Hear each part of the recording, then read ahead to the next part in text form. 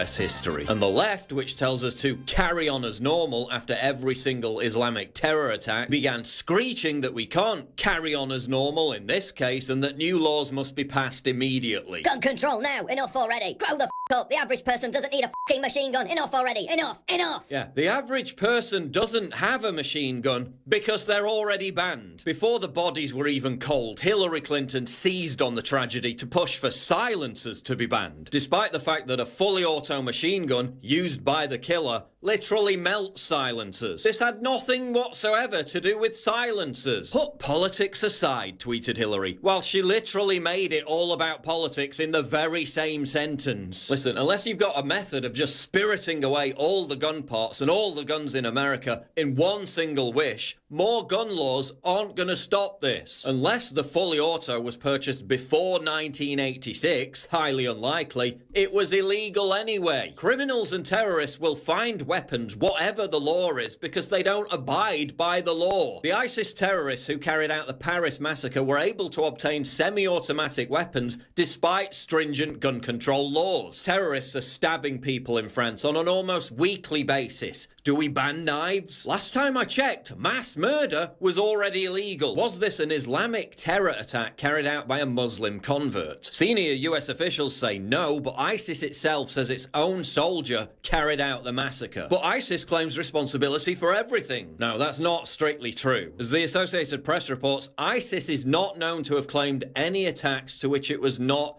at least loosely linked. For example, the Edmonton attack yesterday when a Somali migrant struck police and pedestrians with a vehicle. ISIS didn't claim responsibility for that, despite the fact that the terrorists supported ISIS and had an ISIS flag in the vehicle. Others say ISIS is getting desperate and only claiming responsibility for the attack to compensate for huge losses on the battlefield. The shooter's family said they didn't talk to him much recently, but that he wasn't political or religious. But then again, ISIS did warn that the Las Vegas Strip was a target. And surely this can't be someone who just went postal on a whim. This was a well-planned out, long-distance attack that used an arsenal of weaponry and ammo. And who was the woman, described as Hispanic, that told concert goers they were about to die? So there was a lady who pushed her way forward into the concert venue, into the first row, and she started messing with another lady and told us that we were all gonna die tonight.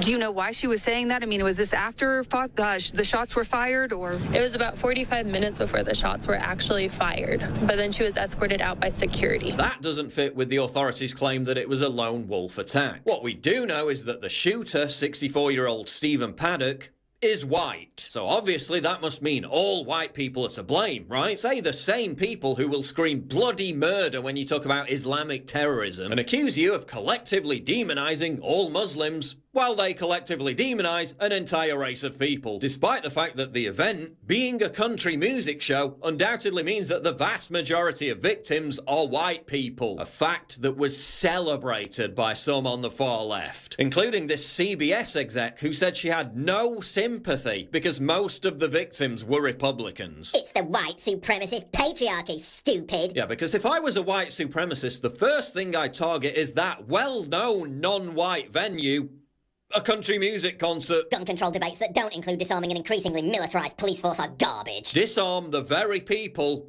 who stopped the massacre. Genius, mate. Genius. Number of Americans killed on battlefields in all wars in history, 1,396,733. Killed by firearms in the US since 1968, 1,516,863. Let that sink in. Number of unarmed civilians killed by governments in the 20th century alone, 262 million. Let that All right, sink. that is Paul Joseph Watson. For the full video, you can see that on the Alex Jones YouTube channel and the Paul Joseph Watson YouTube channel. I am Owen Schroyer, back to the War Room after a vacation. We're going to have more on the Vegas shooting. I think Stephen Paddock was a total patsy. We'll hear from my guests. We'll hear from my crew. We'll hear from you on the phone lines. Don't go anywhere. The War Room starts now. Wow, what a time for me to rejoin you here at the War Room. Welcome to the War Room. We are live 3 to 6 p.m. Central every day. I am your normal host, Owen Schroyer. back after one vacation and one oral surgery. And now here I am in what is probably the most serious topic I've ever covered as my career as a broadcaster. And I'm still sitting here trying to get it all figured out. As far as the Vegas shooting is concerned, I still have more questions than answers. I find it amazing how they can conclude that Stephen Paddock was a lone wolf shooter responsible for this after just a day of investigations. We've been investigating the Russia narrative for months now with no evidence, and we obviously can't conclude anything there, but Stephen Paddock does everything. And then, of course, it seems like the only pictures released to the mainstream media of the guy are of him looking like a doofus. It's funny how that works. A picture with his eyes closed looking like this, and then other pictures of him looking strange. In the 21st century, you're telling me you can't find a normal picture of the guy? Seems a little fishy to me, but that's just one of the interesting points that I have questions on as we launch into the war room here today. Again, basically, we're going to have wall-to-wall coverage of the Vegas shooter, or what, in my opinion, was the patsy for the entire thing, Stephen Paddock. There's the original picture that was basically the only picture that was shown for 24 hours or more. They've shown a couple more since then, but why would they be showing that picture? I mean, his eyes closed, looking goofy, looking crazy, seems a little suspicious to me, as if they want you to think he was crazy or goofy. Of course, the brother was shocked by this. There was a supposed neighbor of his that called into talk radio saying that he can't believe it. He doesn't think that this is a guy who would ever do something like that. But these are all just questions that we're still asking. We are going to have the police are about to give another briefing with updates on details of the Vegas massacre here while we are live. We are waiting for that. Guys, make sure to pipe in my ear if I don't notice when they go live, because I want to hear all the details of that. Let's get into some of these questions that I have. Again, more questions than answers I have today on the War Room. One, you've got the lady who got interviewed. You know, it's kind of like the 9/11 interviews. Remember how there were people on 9/11 that got interviewed right after the event that nobody wanted to play again, nobody wanted to talk about, saying they pulled the tower, saying they heard explosions, you know, videos like that. You've got a woman that says there was somebody going around at the bar in the hotel saying you're all going to die. Now, this is not just a woman who says this. She also claimed that the woman that was saying you were all going to die and her boyfriend that were allegedly of Hispanic descent got kicked out of the establishment. So that means that some security detail was there and has details on it. Think about it. If you kick someone out of your establishment physically, you remember it, you know their face, and they were clearly causing an incident. Why is there no questions being asked there? Why is there no coverage there? Why don't we know the identity of those people that were removed from the establishment for saying people were going to die? Keep in mind, Mandalay Bay is a hotel casino. You can't walk or fart without security knowing it. This is a casino. There are cameras everywhere. Everywhere. There should be all sorts of footage of Paddock entering and leaving the establishment multiple times. You should have the entire footage of everyone that went in and out of Paddock's room, or at least was carrying luggage to Paddock's room. Was he the only one that was ever in the room the entire weekend? Were other people in the room? Now, this was a suite that was actually 2 rooms. It was one suite. Understand this. I've heard other people say otherwise. This was one hotel suite. It wasn't 2. Now, there are 2 rooms, but as you know, in a lot of hotel rooms, they're partitioned off by a door. They're saying that this was rented, obviously, by Stephen Paddock, and the patsy, in my opinion, Stephen Paddock, was using both rooms within the one suite to execute the shooting, which, again, doesn't really make sense. Why would he be running from station to station, from shooting gallery to shooting gallery, if his goal was to murder as many people as possible? That, to me, just screams 2 shooters. Of course, that's if you even believe the narrative that he was on the 32nd floor. I'm looking, and folks, I want to say thank you to all the brave people that recorded video that day. If it wasn't for you, we wouldn't be able to do this investigation thoroughly. Oh, yeah, by the way, there's the pyramid, which one of our crew members pointed out. This all happened under a pyramid. No symbolism there, though. If it wasn't for all the people that filmed this, and covered this live time while it was going on, we perhaps would never know the truth. So I salute all those people that were recording while this was going down. Truly an act of bravery. And, of course, you heard the stories of the heroic Americans saving people, plugging bullet holes with their fingers, and so forth. But of all the videos, which there are hundreds, by the way, of all the videos, even the videos of the supposed shooting gallery, of the supposed shot where Paddock was shooting people from, there's no fire. Where is the fire? Folks, this type of weapon, fully automatic, makes a very bright flash when it fires. And not only does the weapon make a flash, the bullets make a bit of a flash as well while they're ripping through the atmosphere because they're so hot. You can go look at any video of this happening at night, of shooting off a fully automatic weapon, and you will see not only does the explosion on the weapon cause a very bright light, but many times the bullets you will also see flying through the air because they're on fire and they provide a white light. None of that. Not seeing that in any footage at all. How is that possible? How is there zero lights? This is one of the videos. There's the supposed place where you're shooting from, and you're telling me that you can't see the live fire coming from a fully automatic weapon? I'm not buying that at all. There was a security guard that got shot in the hallway. A security guard got shot in the hallway. How come no one's questioning that? Why was the security guard shot in the hallway? Who shot the security guard? We've had reports. Now, if you listen, again, this is just if you're listening, it sounds like the same type of weapon being fired in most of these videos. A fully automatic weapon, most likely belt-fed. We're going to hear from a member of the crew that has direct, he's worked with these type of weapons before. He's military. So, and I also want to take calls from you if you have any comments on this, perhaps maybe in the 5 o'clock hour, from ex-military who've used fully automatic weapons. So why are there people that were saying they were shot with rounds that don't come from that type of weapon? So there's all kinds of questions that are being asked here. And, you know, I'm not obviously an expert on long-range shooting by any stretch of the imagination, but to me, you're talking about a guy who is at least 400 yards away, doesn't have the cleanest shot. I mean, sure, you can fire into a group of people and, you know, it's like shooting fish in a barrel, essentially. That's how the saying goes. However, I mean, this is not an easy shot.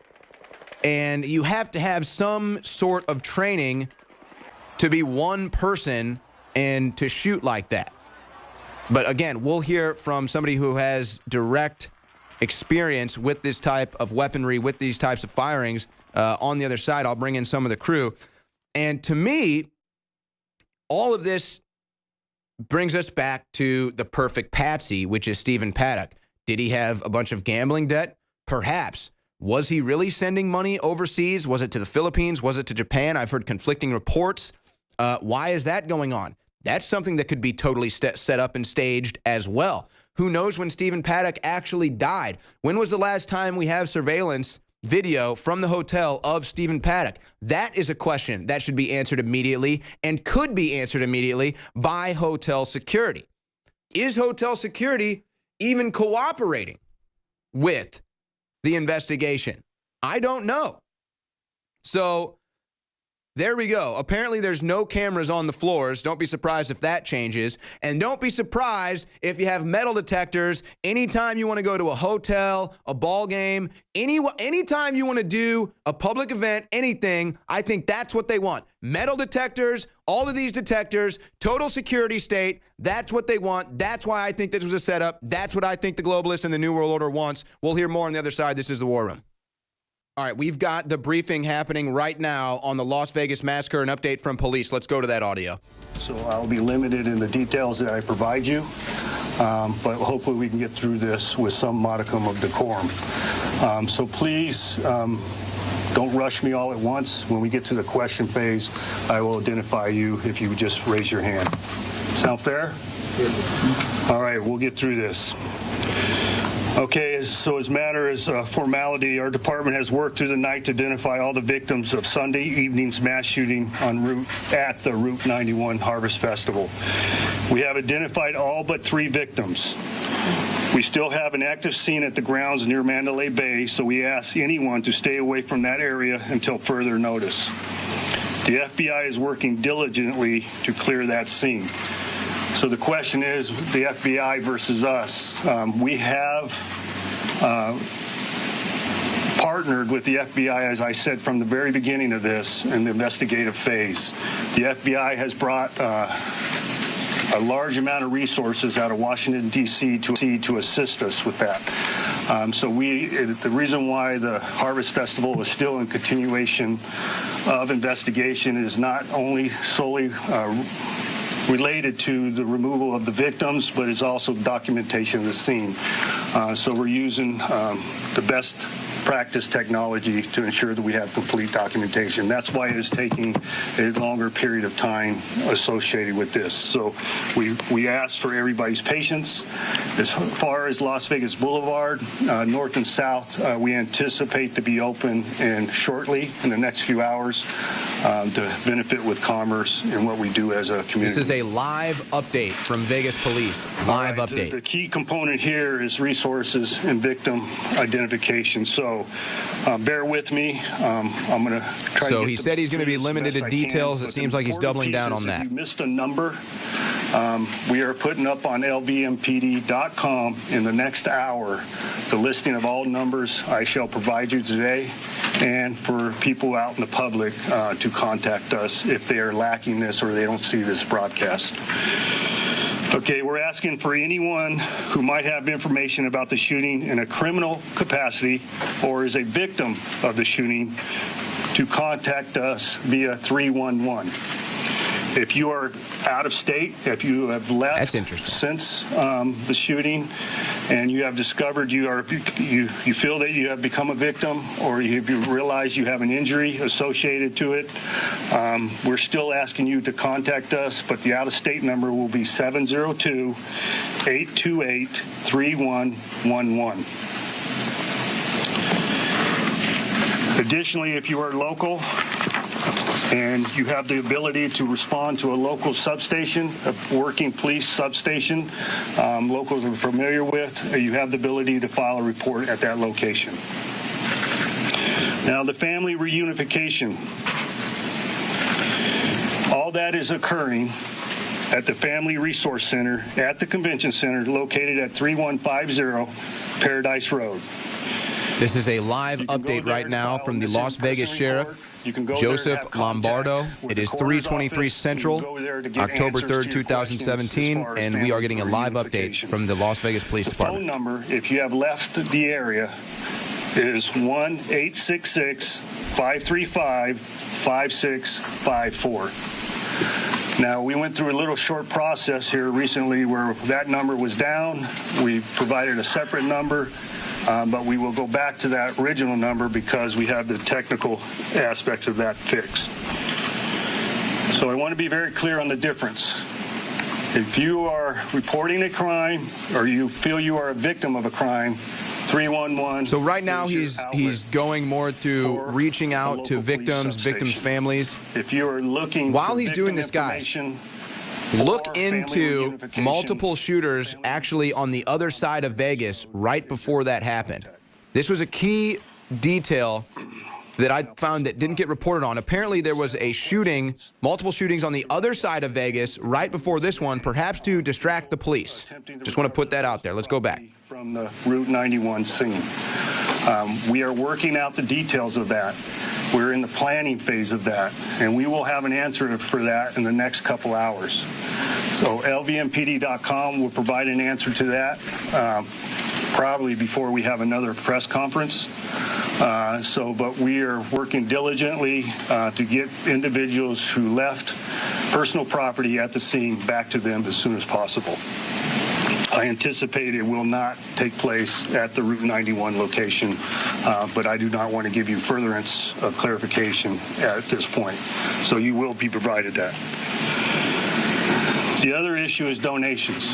As you can imagine, in any critical incident, the outpouring of support from private citizens, corporations, and everybody else. So it seems like right now he's just going through more details of victims, of people that may have been there, and now he's putting out phone numbers for people that want to call in with information. He's now sharing details if you want to help.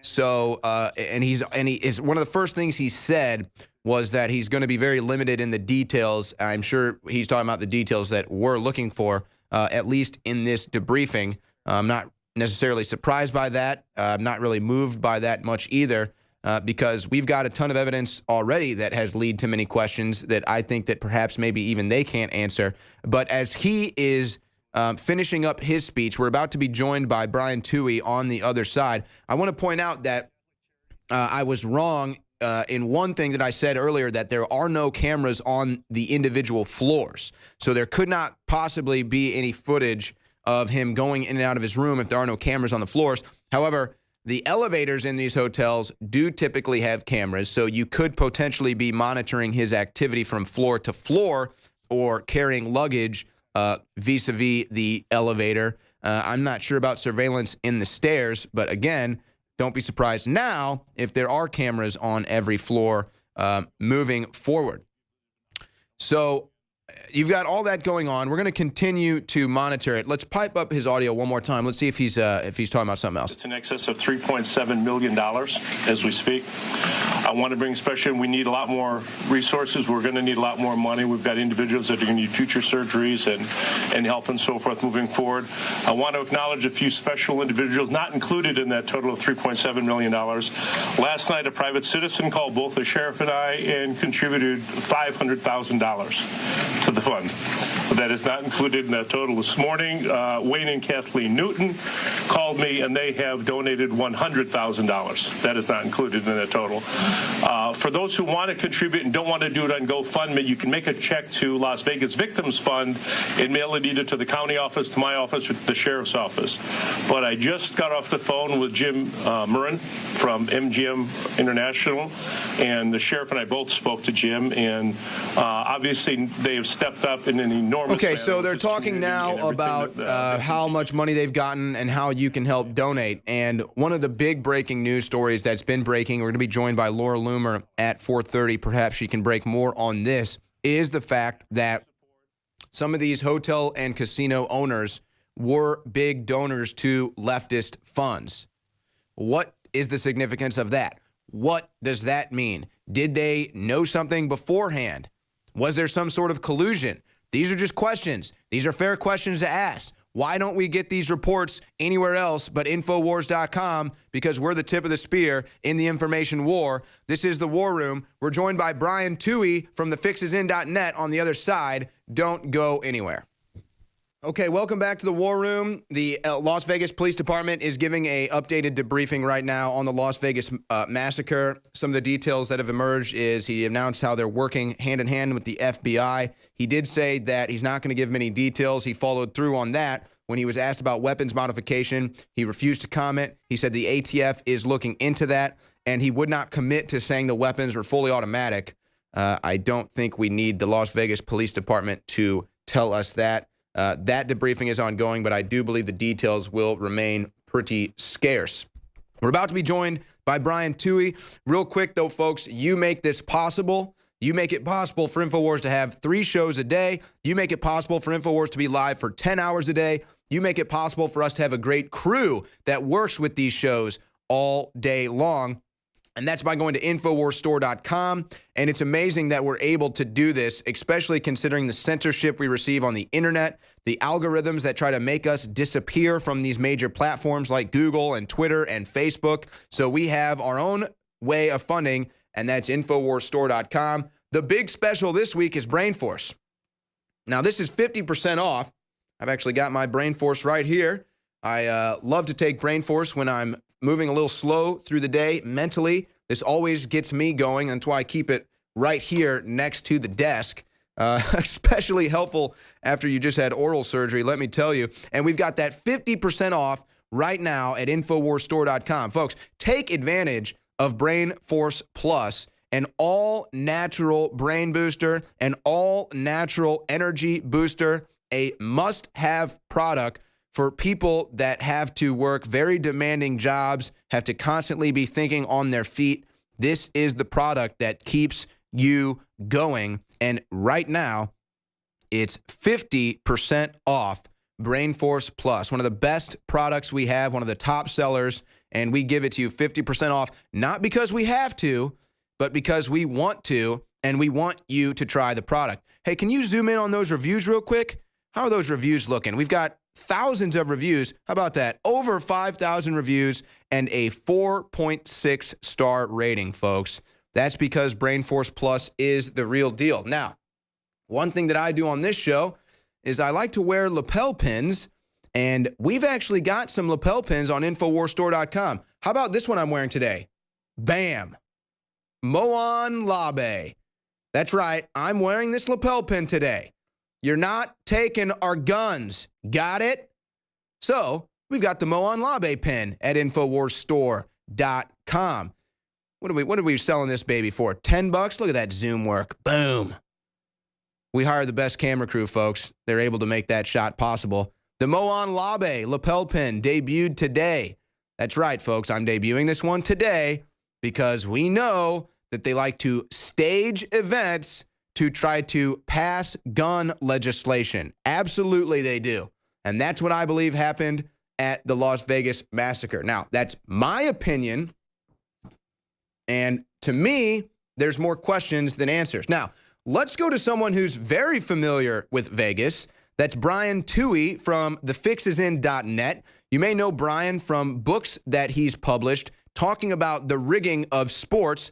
Now, this is where I could go with Brian right now, especially with NFL players taking a knee, spitting on the country's flag, spitting on the national anthem, spitting on the veterans. And he's very familiar with that. He's very familiar with Vegas. But I'm not sure if that's where Brian wants to go, if he wants to talk about the Las Vegas Massacre. Brian, what is on your mind today? Where do you want to go today? Well, I think starting with the protest is a good place to start, because my biggest problem, I think, with the protest was the fact that, you know, for the players supposedly being unified, their display was far from unified. I mean, in some cases, they didn't take the field for the national anthem. In other cases, they did take the field, and some kneeled, some sat, some linked armed, some didn't do anything, some just stood at attention and saluted the flag as they should. And so it's just funny that they try to present this message, and the problem is I don't see them as being unified, and then I don't quite know what the message is they've been trying to pretend. You know, what are they trying to tell me with this display during the national anthem? I know what Colin Kaepernick, when he started it, what he was protesting, but I don't know what these current players are protesting at all. Yeah, and their message is unclear because they don't really say it. They just take a knee during the national anthem, and then they expect you to just understand what they're doing. I think it's backfired on the NFL, though. We've seen that attendance is down. Of course, you're probably well aware that the owners don't really care about attendance as much anymore. It's all about television money. But what are you seeing right now? Do you think that this is something that's really going to hurt the NFL? These players obviously think they're bigger than America. They're going to learn the hard way. They're not. Well, I think they've already started to backtrack as it is, because they do realize where their bread is buttered. And like, as you've seen in certain stadiums, especially in Los Angeles, where they moved both the Rams and the Chargers, attendance, physical attendance is way down. And even television ratings have taken a hit, I think, because of the protests. But, you know, the National Football League is now a television show. It's not a sport. It's a reality television show. And that's some of what I write about, is the fact is, because it is entertainment, because it is a TV show, that means it's operating on a completely different level. And that means it doesn't have to be true to its fans. And as we've seen with the protests, they're not really supporting the fans and many of the fans' beliefs, which, you know, to a certain extent, fine. If that's what the message they want to send, fine. But that's not good for business. That's not what's good for the bottom line. When you're producing a television show, especially an all-American television show, and that makes it, you know, really even more offensive, I think, to many of their fans when they do make these protests against the flag or during the national anthem, is the way I should put it. But again, if it's entertainment, then they're really going to have to purport to do that. And what I write about is the fact that they fix games, I believe, manipulate games for entertainment purposes, and can do so legally. And of course, they have that on the back of the ticket. It says for entertainment purposes only. But of course, you know, it's just amazing to me. As you said, the sports are supposed to unify us. The national anthem is the antithesis of that. I mean, look at 9/11, how afterwards, how patriotic people were, how everyone saluted the flag, carried flags out there. It's like we're going in the opposite direction now. But talk about the rigging of the NFL. Now, you got exclusive access to FBI documents, the FBI, that has actual evidence of the NFL fixing games. Well, the amazing thing is the NFL claims for it being around for nearly 100 years that they've never once had a game influenced by an outsider. There's been no, mafia influence, no gambling influence. They claim they've never had a game rigged ever in their history. But when I went to the FBI and used the Freedom of Information Act, I obtained over 400 FBI files, which I made a book called Larceny Games based on those files. It said that the NFL had certainly had games rigged by gamblers and organized crime. So had Major League Baseball, so had the NBA, so had many college sports. I mean, the fact of the matter is that, illegal gambling is a multi-billion-dollar business. It's one of the biggest moneymakers for organized crime today. And the fact is that can still influence games that you're watching every week because there is no oversight. There is no regulation on these organized crime figures who run the illegal bookmaking industry.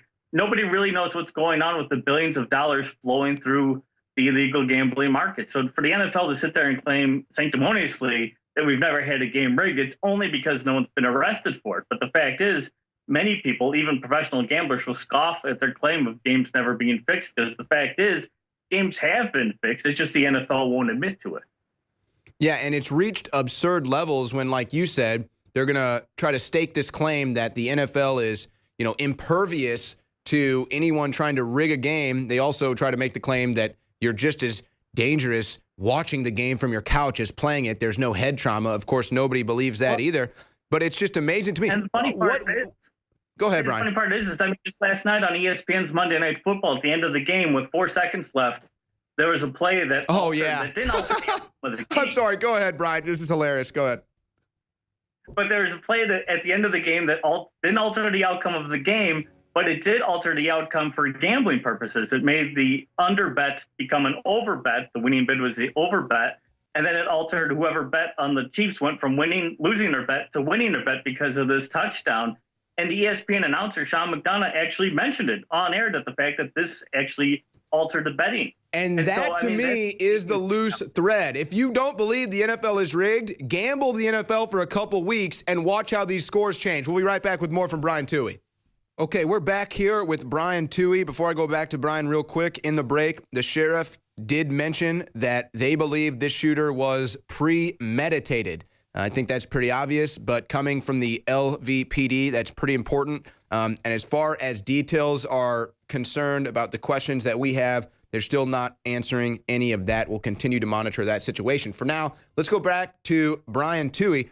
Brian, I want to go back to what we just covered before we went to the last break. Now, I'm somebody that in the past have gambled on sports. I'll be perfectly honest. When I was younger, it was fun for me. I was working in sports media. It kind of brings thrills to sports. That's why people do it. And one of the things that I noticed immediately was how accurate Vegas is, almost to a T. And then also how at the end of basketball games and football games, magically there'll be a call or a flag or a free throw or something that changes the entire balance of millions of dollars in Vegas. You just cited an example last night. Talk to me about that again with our audience here. Well, it's interesting because there are a lot of people who think there's a direct connection between Las Vegas, or the bookmakers in Las Vegas, you should say, and professional sports leagues. And I've interviewed, 2 heads of sports books, major sports books in Las Vegas, one who's retired and one who's currently active, and both claim to have no contact whatsoever with the sports leagues really at any time. But it is amazing how often the point spreads are really, really accurate in terms of what the final score winds up being. And some of that, especially with the NFL, comes from experience. And some of that, the line is actually created based off of the public's belief of how a game might end, not necessarily how the bookmaker thinks the game might end, but on the public's belief of that. But, it is amazing that, again, you're talking about Las Vegas, that's maybe 3, maybe 5% of all the sports gambling that's done in the United States flows through the state of Nevada. The other 95% is in the illegal market, in the black market across the United States and in offshore sports books, which is vastly controlled by organized crime. And so really that's the line you need to be questioning. That's the, industry that needs the oversight. And that's why I think, sports betting should become legalized in the United States, because if you legalize it, then you can regulate it, you can tax it, you can have oversight on it. And then when something strange happens, like in the game last night, and if there was strange betting that preceded it, well, then you can actually investigate it and see where it leads. But right now, when you only have Las Vegas to rely upon, everything's up in the air. It's all questions. What really went on? Because the vast majority of the money is in that illegal market. Well, and that's a great point, too, because we know that Vegas is so monitored and scrutinized because of this, because of sports gambling. Perhaps those guys might not have been lying to you. I mean, they're being watched so tightly, probably they can't contact anybody or they would get caught. But as you mentioned, most of the money is off market. And one of the things that I hear when I'm debating this with people is, oh, these athletes are already making a ton of money. Okay, well, okay, so maybe then you say, well, college might be more victimized by this. Okay, that's a fair point to make. But however, even let's say the highest paid NBA players make $20 million a year. Okay, maybe they have no motivation for making money off gambling. However, you lay down a $20 million paycheck in one night, that's the kind of money we're talking about rigging these events. Well, exactly. Despite the fact that many players do make millions of dollars, many players don't. Or the officials don't. And the officials don't as well, too. You're right. And they also, even if they do make multi-millions, a lot of these guys spend money like crazy. They have their crews. They have, buying houses for their parents. Yeah, they end up in debt. Yeah, they go through money like water. And then you also have the fact that, hey, what if this guy has a drug problem? What if he himself has a gambling problem? What other problems might he have? Because he is a human being. He is a person who might have weaknesses. There are, methods of blackmailing these athletes. And organized crime is stated. A guy like Michael Frances, who says he's fixed to major league sporting events, they know how to get to people. They know their weaknesses. They know their soft points. And if they find that opportunity, they will exploit it and make millions of dollars off of it because, even though these guys are big athletes, it doesn't mean they don't have, problems. You've written multiple books. Your website, thefixisin.net, is where you can find those books. The NBA official that wrote the book, he got caught doing this. I forgot his name. You can say his name for me. Yeah, exactly. Donahue, exactly. So there's all this evidence. You got the FBI files through FOIA Act, and the NFL claims that they've never had any evidence of this happening, yet the FBI has the evidence sitting right there. I'm not sure if protesting the national anthem will bring down the NFL. I'm not sure if head trauma would bring down the NFL. But perhaps combining those two with the fact that, hey, you know what? Maybe the fans realize these games are as fixed as the WWE. Maybe all of a sudden people are starting to question the NFL. I'm starting to see it right now, Brian. Well, at least the WWE is honest. They tell you this is entertainment.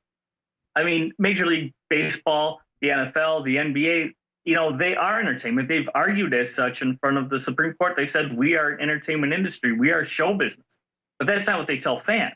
They tell fans it's a sport, and that means all the cliches. We have to give 110% and take it to the next level and all those things. But the truth of the matter is the players know they're entertainers. They know this is show business. It makes all its money through television. All of these big leagues make money through television. Most of their money comes through television. So it's a televised event. It's something that is not necessarily sport anymore. Little League Baseball is a sport. Major League Baseball, I think, is something completely different. And because it is entertainment, it can be manipulated. It can be manipulated legally, and there's nothing the fans can do about it. They just have to sit there and watch it. And let's be perfectly clear here. We're not saying that every baseball game, thousands of baseball games every summer or every football game is rigged. No, there's just, in my opinion, I would say that perhaps it's maybe one or two a week. Maybe one here, maybe one there. Perhaps the big games when all the money is in on it, like the Super Bowl, when there's so much money that you can flip one way or the other just with a line. That's, to me, when the sharks out there really open their eyes wide and say, hey, we could make some serious buck here. Well, that's exactly my point, is I think when they see a certain storyline that suddenly gets traction in the media, when they see certain athletes exceed and become, talking points, that's when the league might step in and start pushing things that player's way or that team's way to extend that storyline. I think like the Saints after Hurricane Katrina were a great storyline, and the NFL did as much as it could to extend that all the way to the conclusion of winning the Super Bowl that helped that whole narrative come to an end. The Boston Red Sox winning the World Series after the Boston, marathon bombing. And I think Boston the Yankees won the World Series after 9/11. What's that? I think the Yankees won the World Series after 9/11, if I'm not mistaken. Sorry, Brian, go ahead. They were in the World Series, but they did not win it. They lost to the Arizona Diamondbacks. Okay. But, the New England Patriots won after 9/11, which is also kind of questionable. So, what was a huge upset where apparently people are alleging they cheated.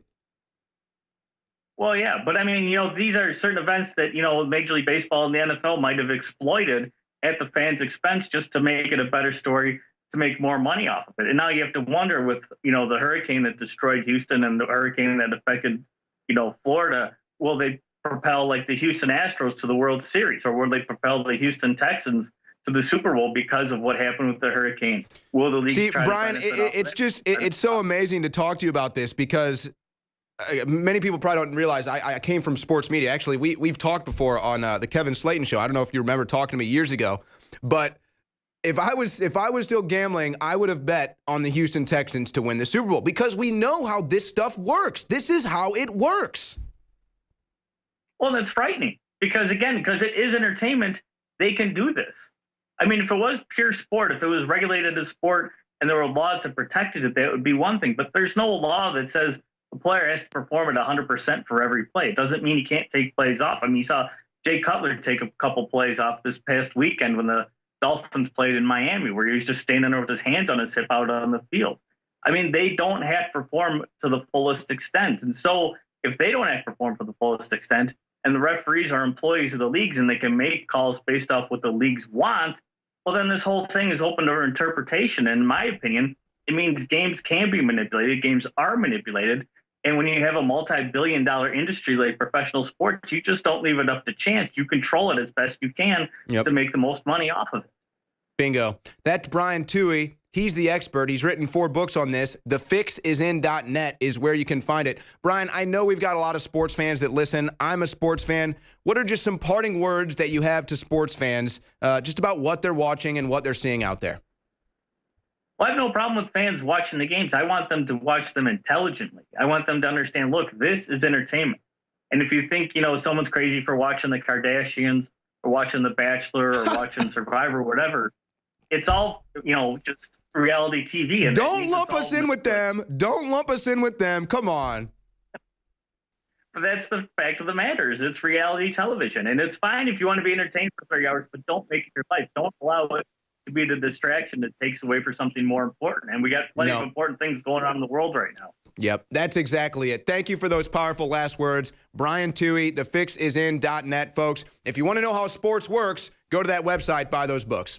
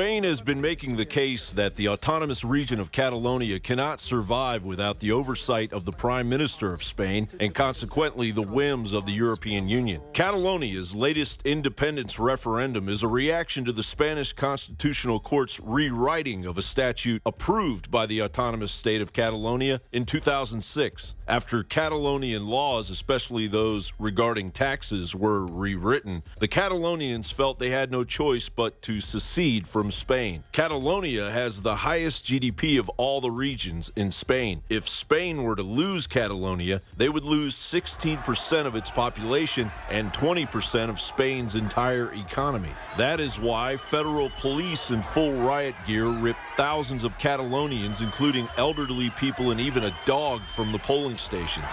Scenes of federal police confronting local police in intense standoffs. Video continues to pour out of federal police brutalizing Catalonians, a number that has currently reached well over 760 injured.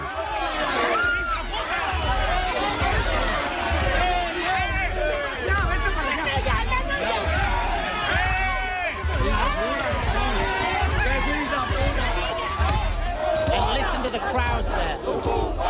That chant from the crowds, from the pro-secessionist voters, is occupation forces get out. Remember that the Spanish National Riot Police have come from other areas of Spain to Catalonia with a specific order to crack down on this referendum.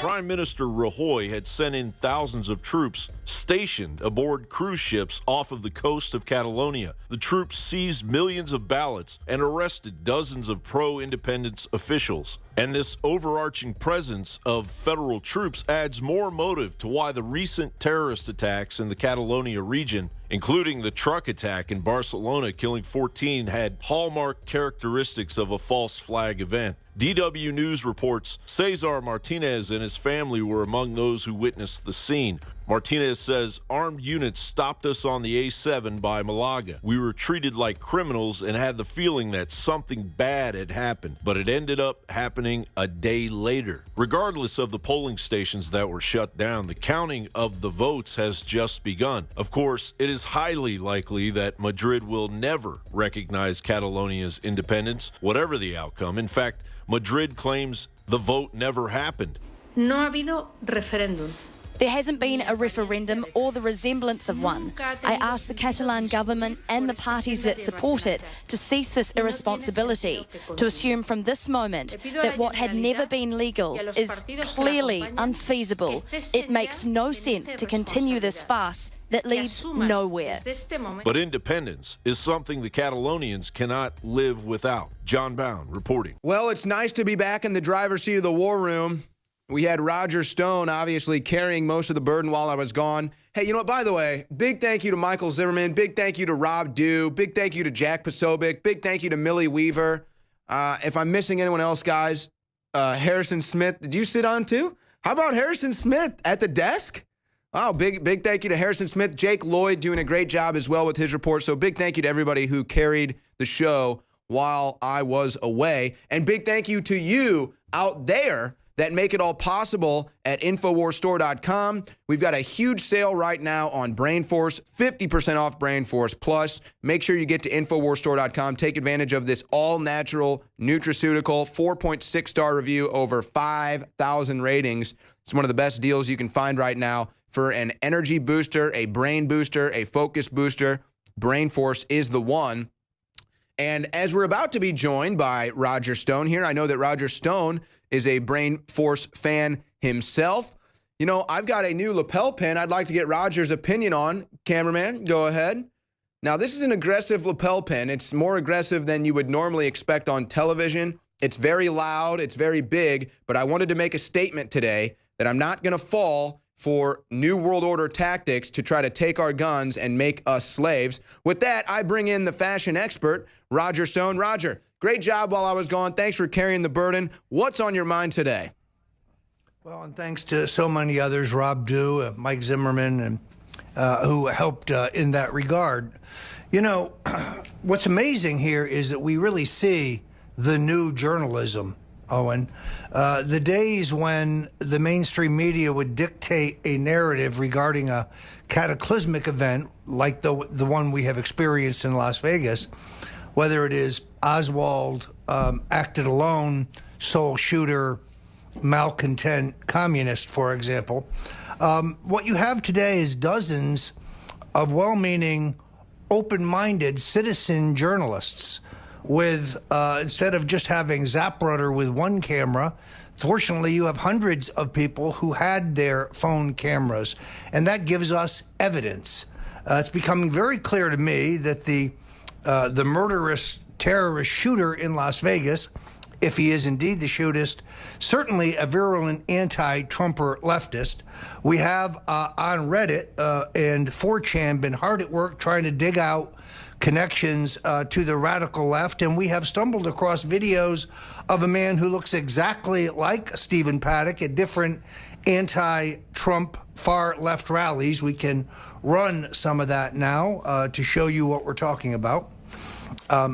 We have a visual problem here, so I'm just working through it. But as you see in one of these videos that we have discovered, a woman calls him Steve, which I think obviously odds are very good this man is Paddock. Meanwhile, we've learned that Paddock wired $100,000 to the Philippines to a woman identified by the Washington Post, by the New York Post, as his girlfriend. Her name, Mary Lou Danley.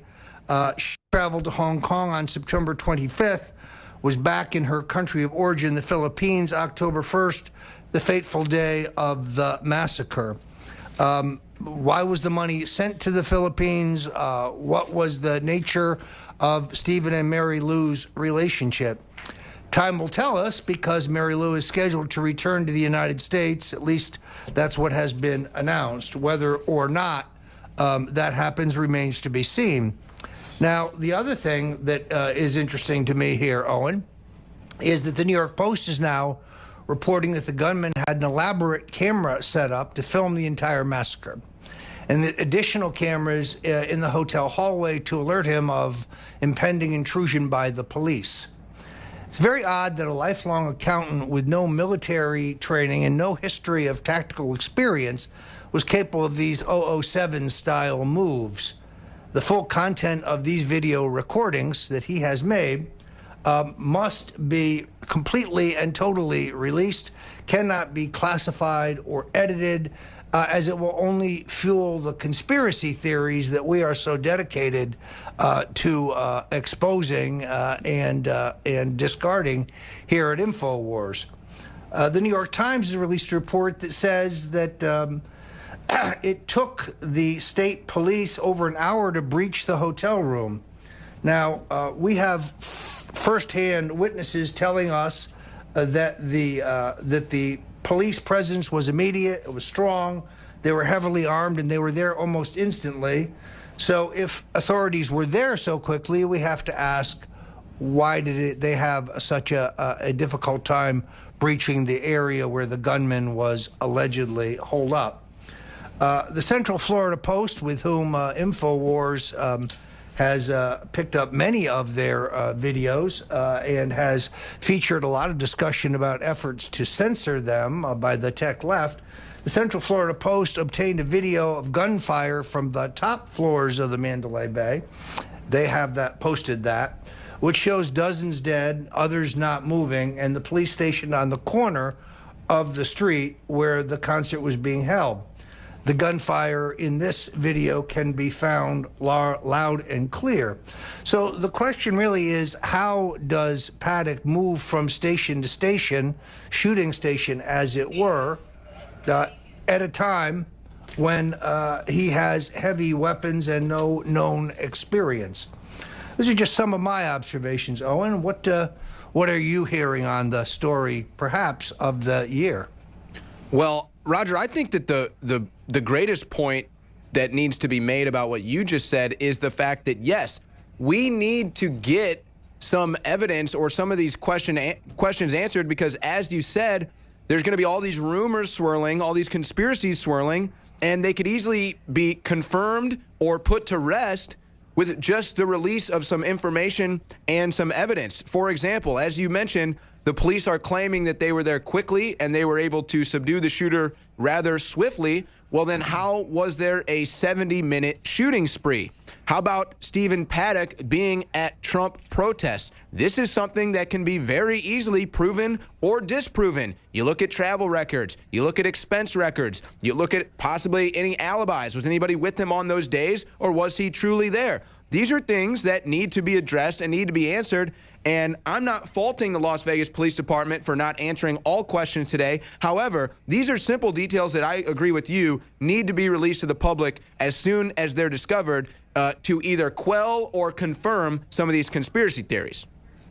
Well, hotel security makes no attempt to stop the gunman from the top floor of the Mandalay Bay, as we establish in this video.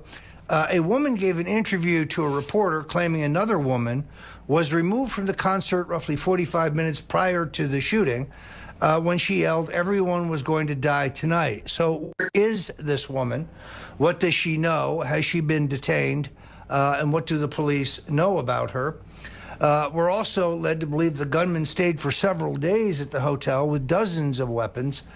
Yet, even if we were able to conceal those weapons by placing, say, a do not disturb sign on the door, how did he transport this arsenal, weapons, ammunition, equipment, through the hotel and hotel staff and fellow guests through the main lobby without anybody seeing anything? Again, very strange. No history as a gun enthusiast that we can find. No history as a member of any gun organization. Obviously, we are looking into whether the gunman can indeed be tied to Media Matters for America. There is a report out of Washington State that may be the case. We are seeking confirmation before we go with that here.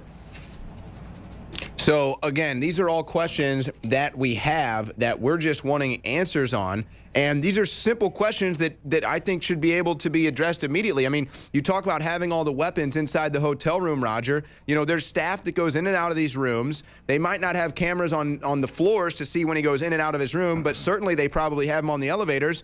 Let's get some of these answers. This is the stuff that should be answered pretty quickly and swiftly, but we don't have the answers. We're going to have more with Roger Stone, and we're going to get more angles from Roger Stone as well. This is the War Room InfoWars show, and we will be right back after this.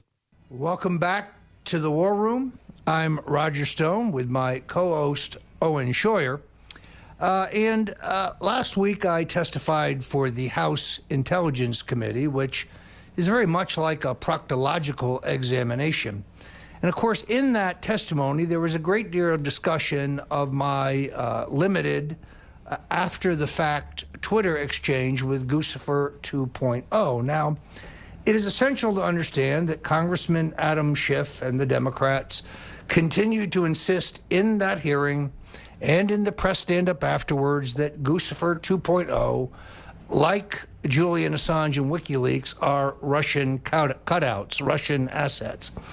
I have rejected that from the beginning. On August 5th, I wrote a piece for Breitbart in which at that point I believed that Guccifer was, in fact, the hacker of the DNC, but I believed that based on a number of characteristics, he was not a Russian asset. In retrospect now, I must say that I don't believe that he is either a Russian or the hacker.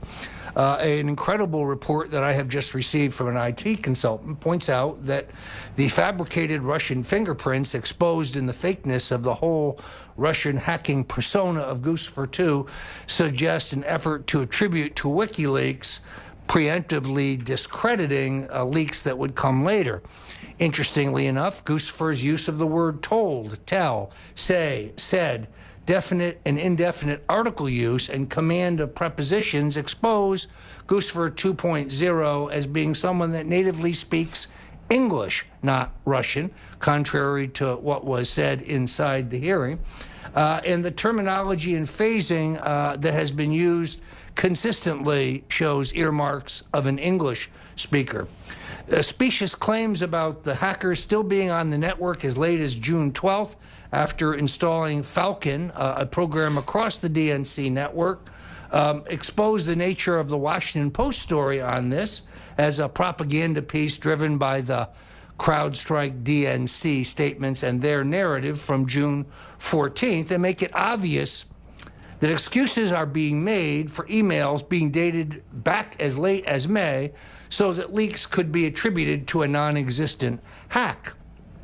The fact that there's a month's delay before mentioning the Trump the Trump opposition research file being targeted, and that it wasn't mentioned until after Julian Assange announced the Clinton-related leaks were coming on July 21st. The fact is, there's no evidence to support the Guccifer 2.0 claims that the file was being targeted, and the fact that it's unlikely you'd know it was targeted if you couldn't even say who targeted it or exactly why.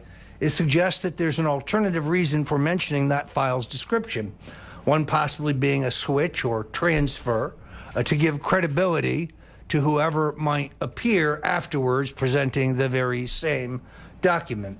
Guccifer 2.0 showed up the very next day using that document, or a tainted copy of one originally authored by Lauren Dillon, as his first document to release, and used it, in my opinion, to lure a gullible press, as if the whole thing was planned. Now, Guccifer 2.0, if he really exists, if he is a person or a group of people, fooled giants in the cybersecurity industry, as well as various intelligence agencies, suggesting that Guccifer 2.0 was really someone or some group that were really aligned either with Hillary Clinton or the DNC. Here is an indisputable fact. The software used by Guccifer 2 online is registered to a Democratic National Committee employee named Wilson.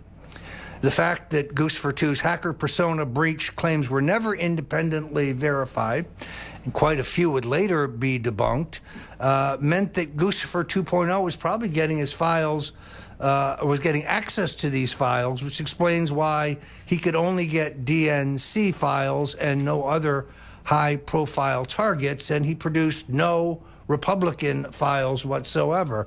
So for someone who bills himself as an extraordinary hacker, we've seen nothing else. The DNC's rejection of the FBI offers to help examine the server and have the tools of the state to aid identify and hacking the hacker are good reason to suspect that the whole thing is not on the up and up.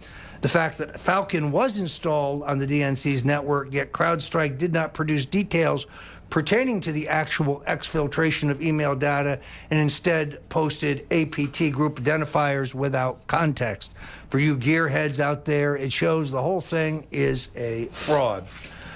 Lastly, Guccifer appears to have had physical LAN access while collating certain files. Folks, I've come to the conclusion that my column of the 5th is incorrect, and that he is not the hacker. In fact, as I said to the House committee, I now doubt whether there is any hacking at the DNC. As we know, a group of intelligence veterans have come forward, including William Binney, Ray McGovern, and others, and the science tends to indicate that there was a portable device utilized. The data was downloaded to a thumb drive and most likely spirited out the back door. Nonetheless, my critics got what they wanted. The headline that says, Stone admits communication with Russian asset, even though I don't concede that he, Guccifer, or whatever he is a Russian asset, and the fact that the context, content, and timing of our exchange is entirely benign. So there is the download on Guccifer 2.0, Owen. There's a lot of information there. Bottom line, not a Russian, as I told the House committee. Well, and they want to continue to make something of this. They've been investigating this for months. They made false accusations to you. They made false accusations towards InfoWars. No evidence and a lot of conclusions being reached here. Yet we can't even get any seemingly investigation of this type of interest into the Las Vegas shooter, yet they seem to already have concluded who it was and exactly how it happened. So it's amazing to kind of contrast how they've done these investigations and how they've treated these two separate events, and where they're obviously devoting their focus and their attention, and why would it be there? Why would they want to go after Roger Stone? Well, I think the jury's still out on Las Vegas. Let's see what kind of a job the mainstream media does as the story starts to unravel. But nowhere will you find better cutting-edge coverage. No one will you find citizen journalists who have stepped forward that is better than the coverage here at InfoWars. There's never been a time when I have been prouder to be on this team, because we are open-minded, we are examining every aspect of this, and we are committed only to the truth, not a political agenda, but the truth. The mainstream media cannot say that. If you haven't hit the Infowars.com store, now's an excellent time. I would not be able to do this, believe me, without Brain Force. Now 50% off. Grab it. This is a great product, folks. Help yourself, help us, help the revolution. Infowarsstore.com. That's Roger Stone. This is The War Room. I'm Owen Schroyer. Don't go anywhere. We'll be right back. Welcome back. I'm Roger Stone with my colleague Owen Schroyer, and now one of my favorite patriots, Colonel Mike McAllister from the grassroots organization Citizens for Trump, joins us here on the War Room. I promoted you. Colonel McAllister has served his country with distinction. He is a great pal of mine, a great patriot, and a great activist. Colonel, thanks for joining us here at the War Room. Hey, thanks for having me on, Roger, and it's always a privilege and an honor to be a part of your show and to have an opportunity to reach out to your patriot listeners who certainly are playing a major role in this fight to save America. Well, I am a big supporter and cheerleader for Citizens for Trump, which is a true grassroots organization that grew naturally out of the presidential election, has remained in place to support the president's agenda, to support the president's policies, and to support men and women who will support the reform agenda. But you've been doing very important work on the whole question of the NFL. Now, this, to me, shows the extent to which Donald Trump is a genius. He's a public relations genius. He's a political genius. He has seized a patriotic fervor here in this issue that the elites on both coasts, they can poo-poo all they want. I think middle America is with the president. But tell us what you've been doing. Well, you make a great point, Roger, and the president is absolutely sensing the American patriots' frustration and anger at the NFL. So what we did on Saturday at Citizens for Trump, and as you know, I'm the national spokesman for them, we got together a patriot group and military veterans of all services, Army, Navy, Air Force, Marines, the leaders of patriot biker groups and other patriot groups and Tea Party groups. And we live streamed from in front of an NFL stadium here in Tampa to send a loud and clear message, not just to the players, but straight to the owners and the league. And we wanted the owners to clearly understand that we're watching what's going on. We're not liking it. The Star-Spangled Banner is the national anthem of this country, and to disrespect its playing is disrespecting both those who served in uniform when they stand at attention and salute, but also disrespects the proud, brave men and women in law enforcement who are right there on the field with them at the same time, who are standing at attention and saluting. And this is just simply not going over well with anyone. And we wanted to send that message loud and clear. You know, the dichotomy between the liberal elites and the hardworking middle-class taxpayers of this country, the gulf is larger than anything I have ever seen. The misreading of this issue initially by some in the media was extraordinary. But as I have traveled in South Florida and earlier in the week outside Washington, D.C., I found that most people I talked to were revolted by the fact that anyone would disrespect our flag, disrespect our national anthem, would reject our heritage. People think this has now gone too far. I think the president will sustain political advantages, even though I don't think that was the purpose for him raising this. I think the culture war is now with us, and I think the president has been great in his refusal to back down from withering criticism.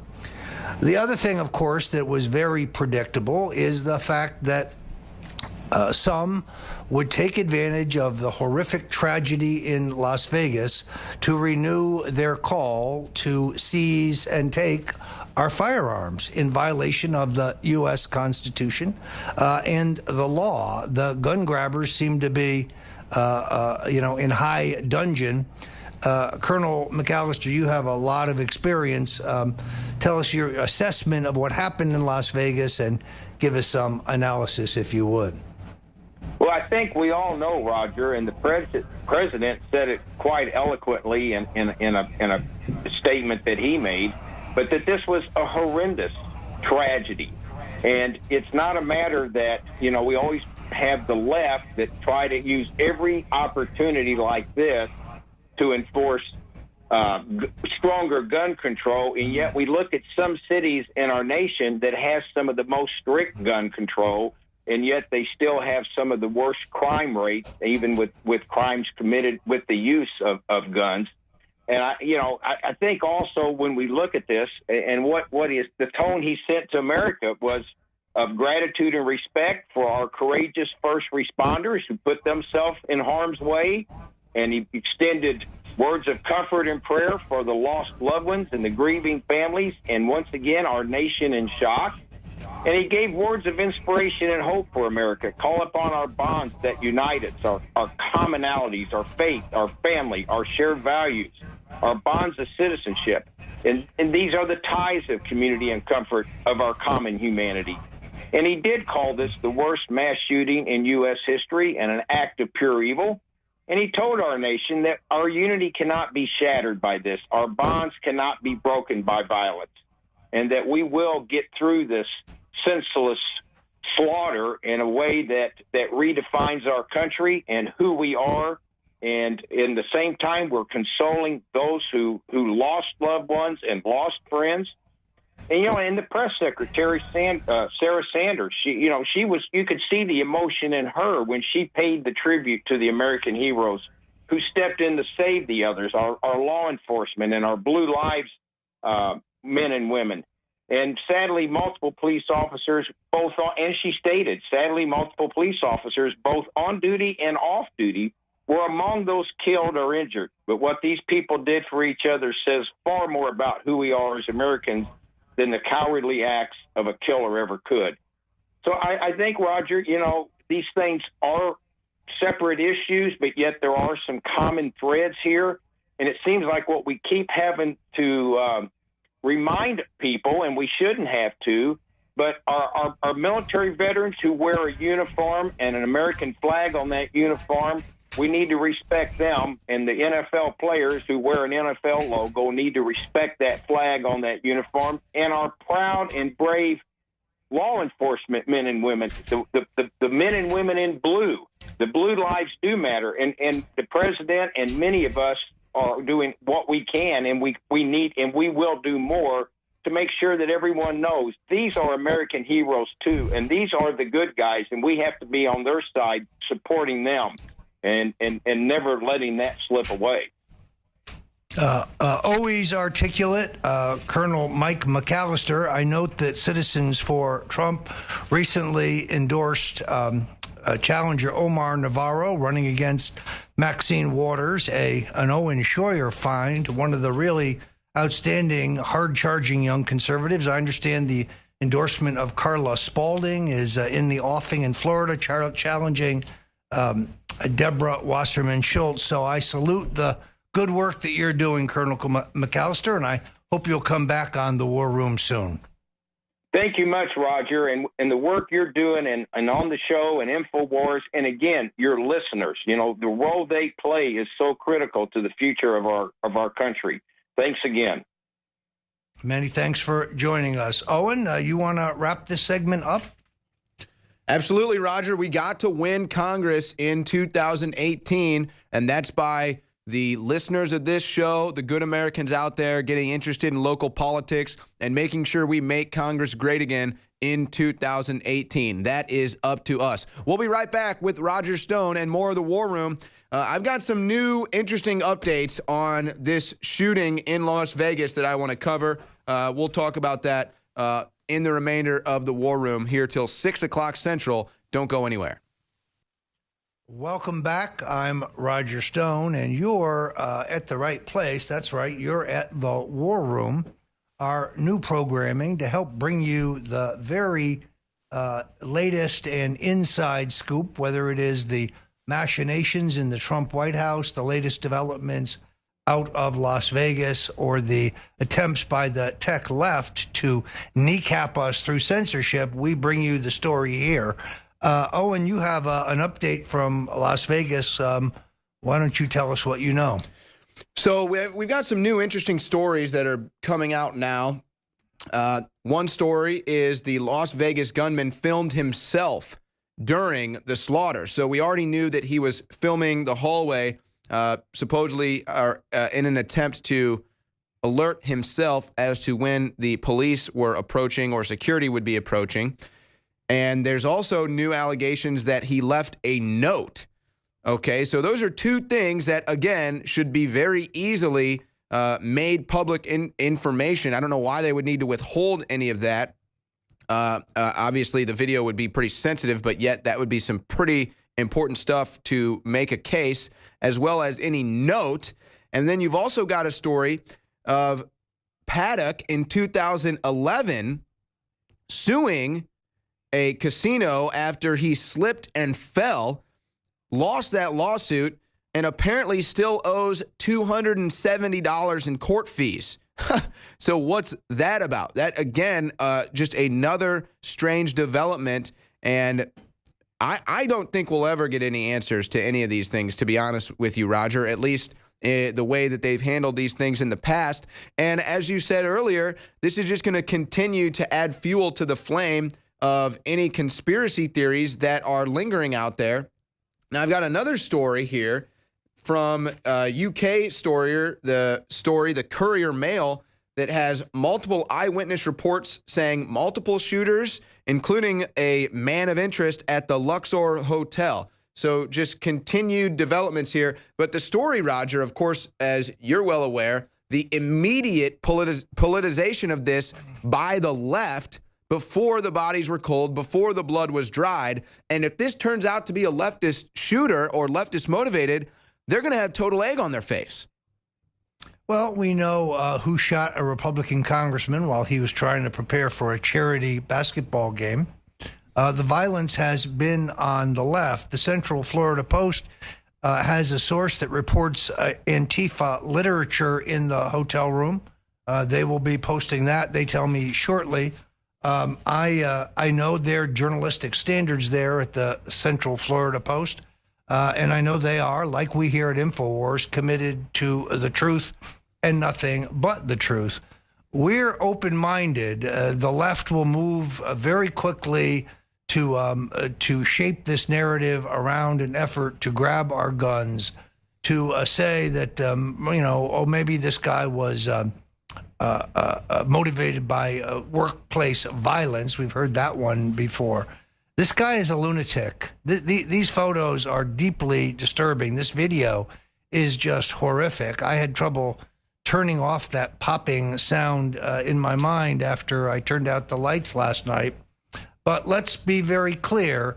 This cannot be used as an effort to end our ability to arm ourselves in the case of national emergency as guaranteed by the U.S. Constitution.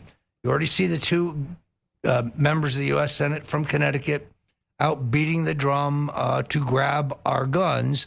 And it is what feeds people's skepticism about what exactly happened, how many shooters, how can so many of these technical questions be answered.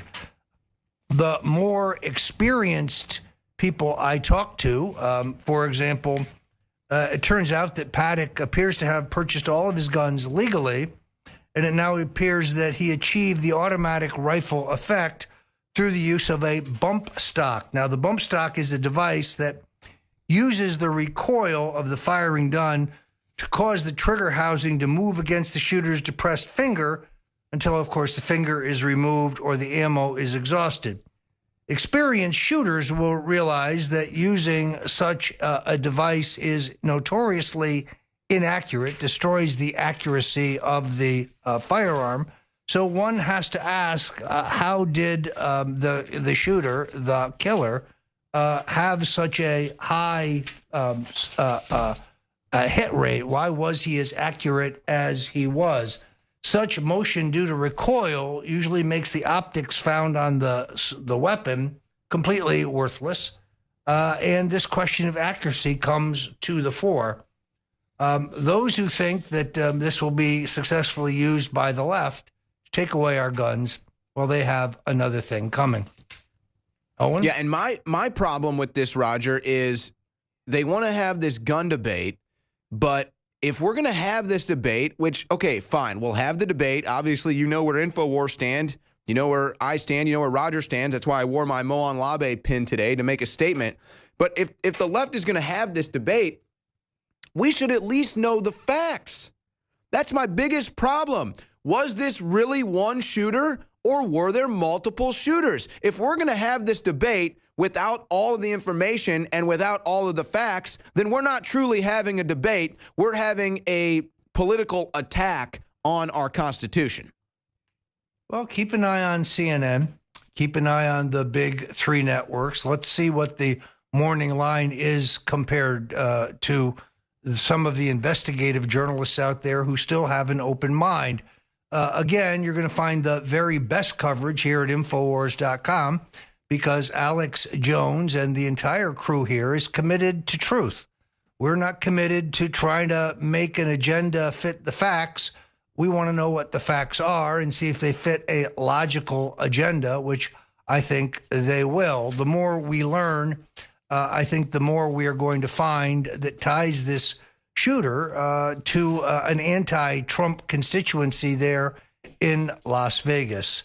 I will be updating throughout the evening as I get more reports from the Central Florida Post.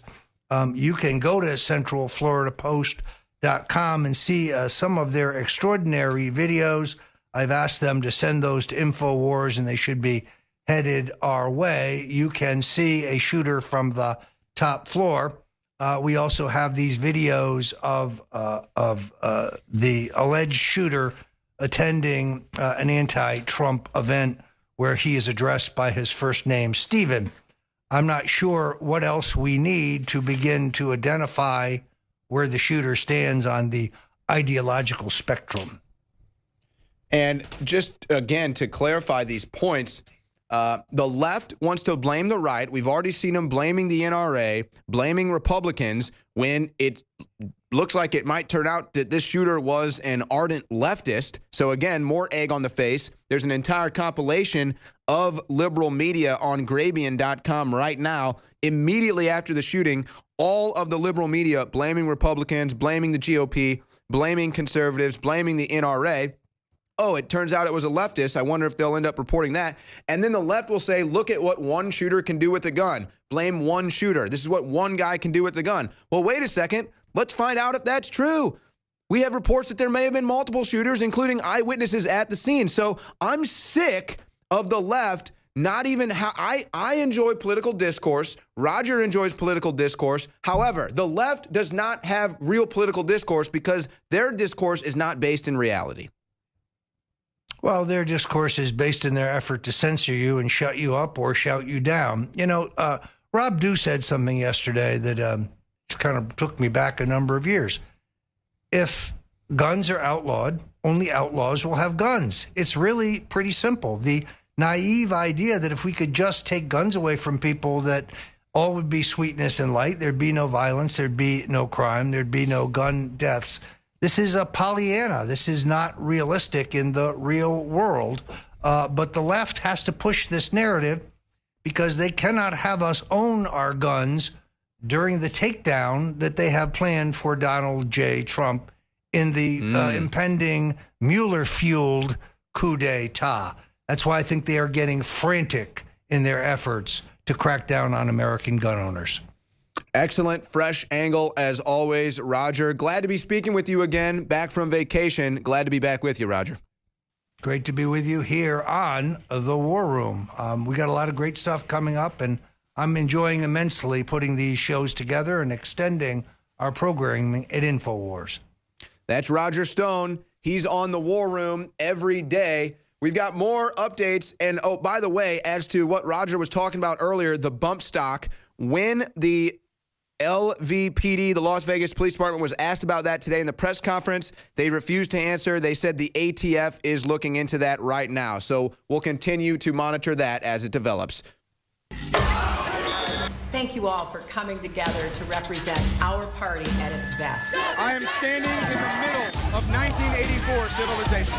Let resistance equal progress. Yeah, this kind of feels fascist to me, yet they're out here protesting fascism. They put it in their music videos. They hold up decapitated heads, plays in the New York Public Theater. Are you trying to fight me, bro? Yeah, trying to engage in political discourse with these people, and you've seen the responses time and time again. And this represents the strength, the courage, and the bravery that we can have freedom and prosperity.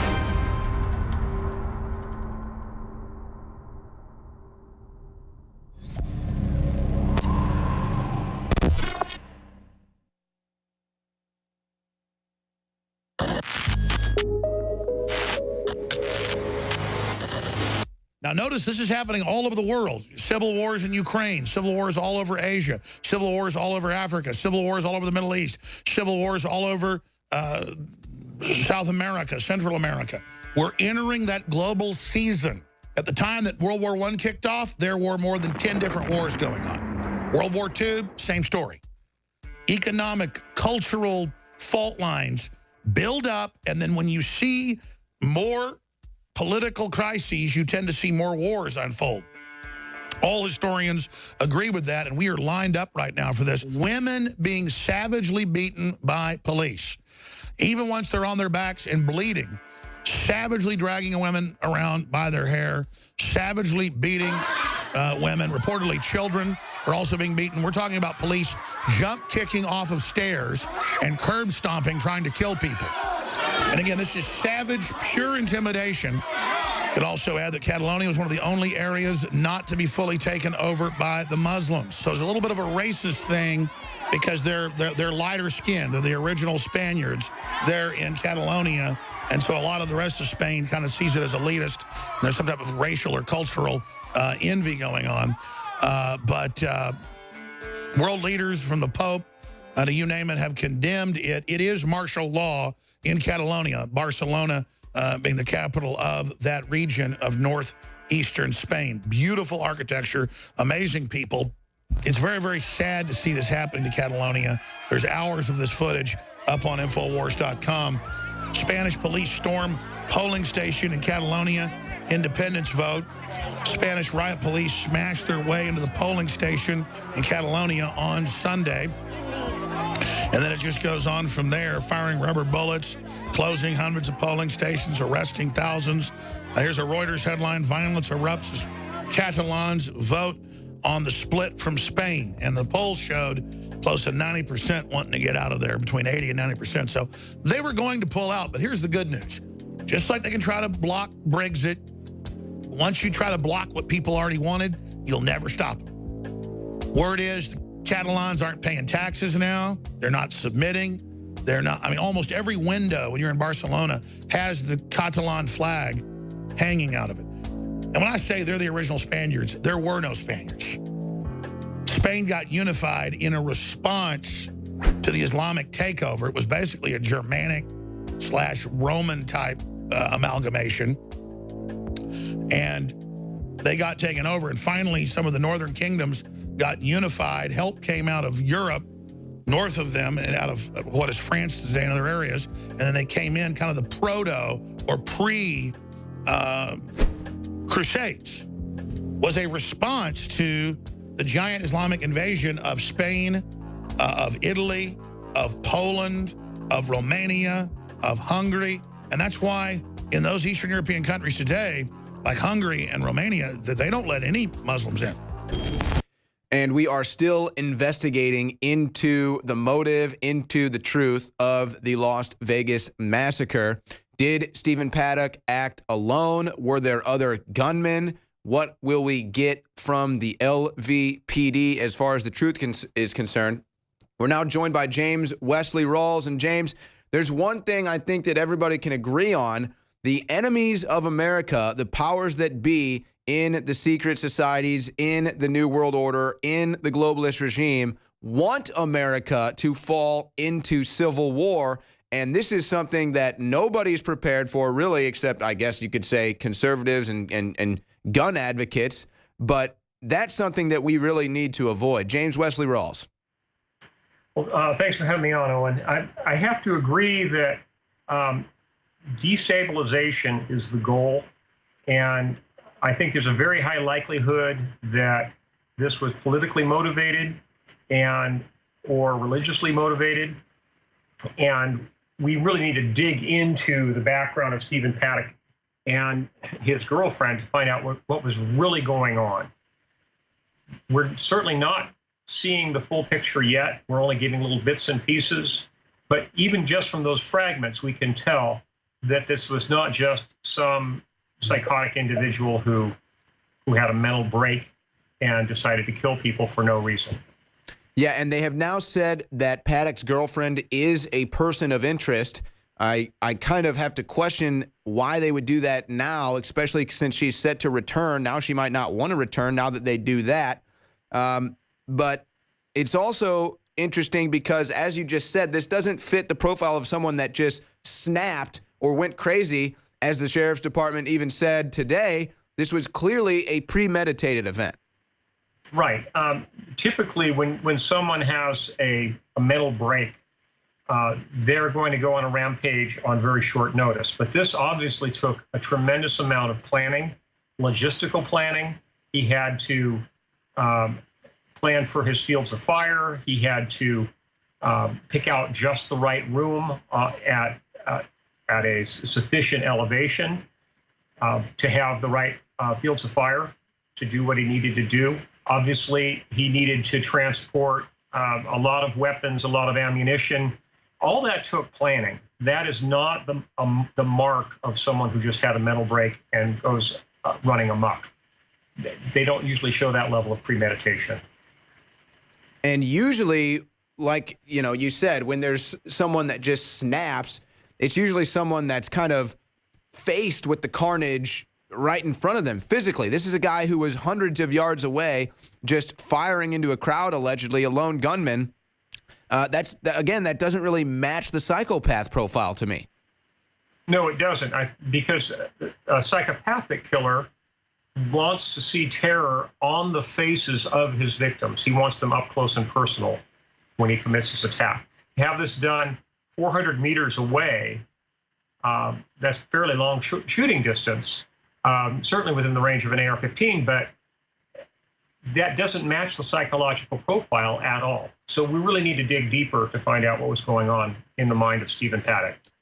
That's James Wesley Rawls. He is a former U.S. Army intelligence officer. Survivalblog.com is his website. I want to get more into the head of James Wesley Rawls and what he thinks about all this outside of just the psychological analysis of Paddock, but also what actually happened. What was the event? Was there more than one shooter? Why haven't we gotten some of the answers to the questions like, what about the video he allegedly took of himself? What about the note he left? What about the woman that said you're all going to die? We have a lot of questions. We're not getting more as many answers as we'd like. More from James Wesley Rawls on the War Room right after this.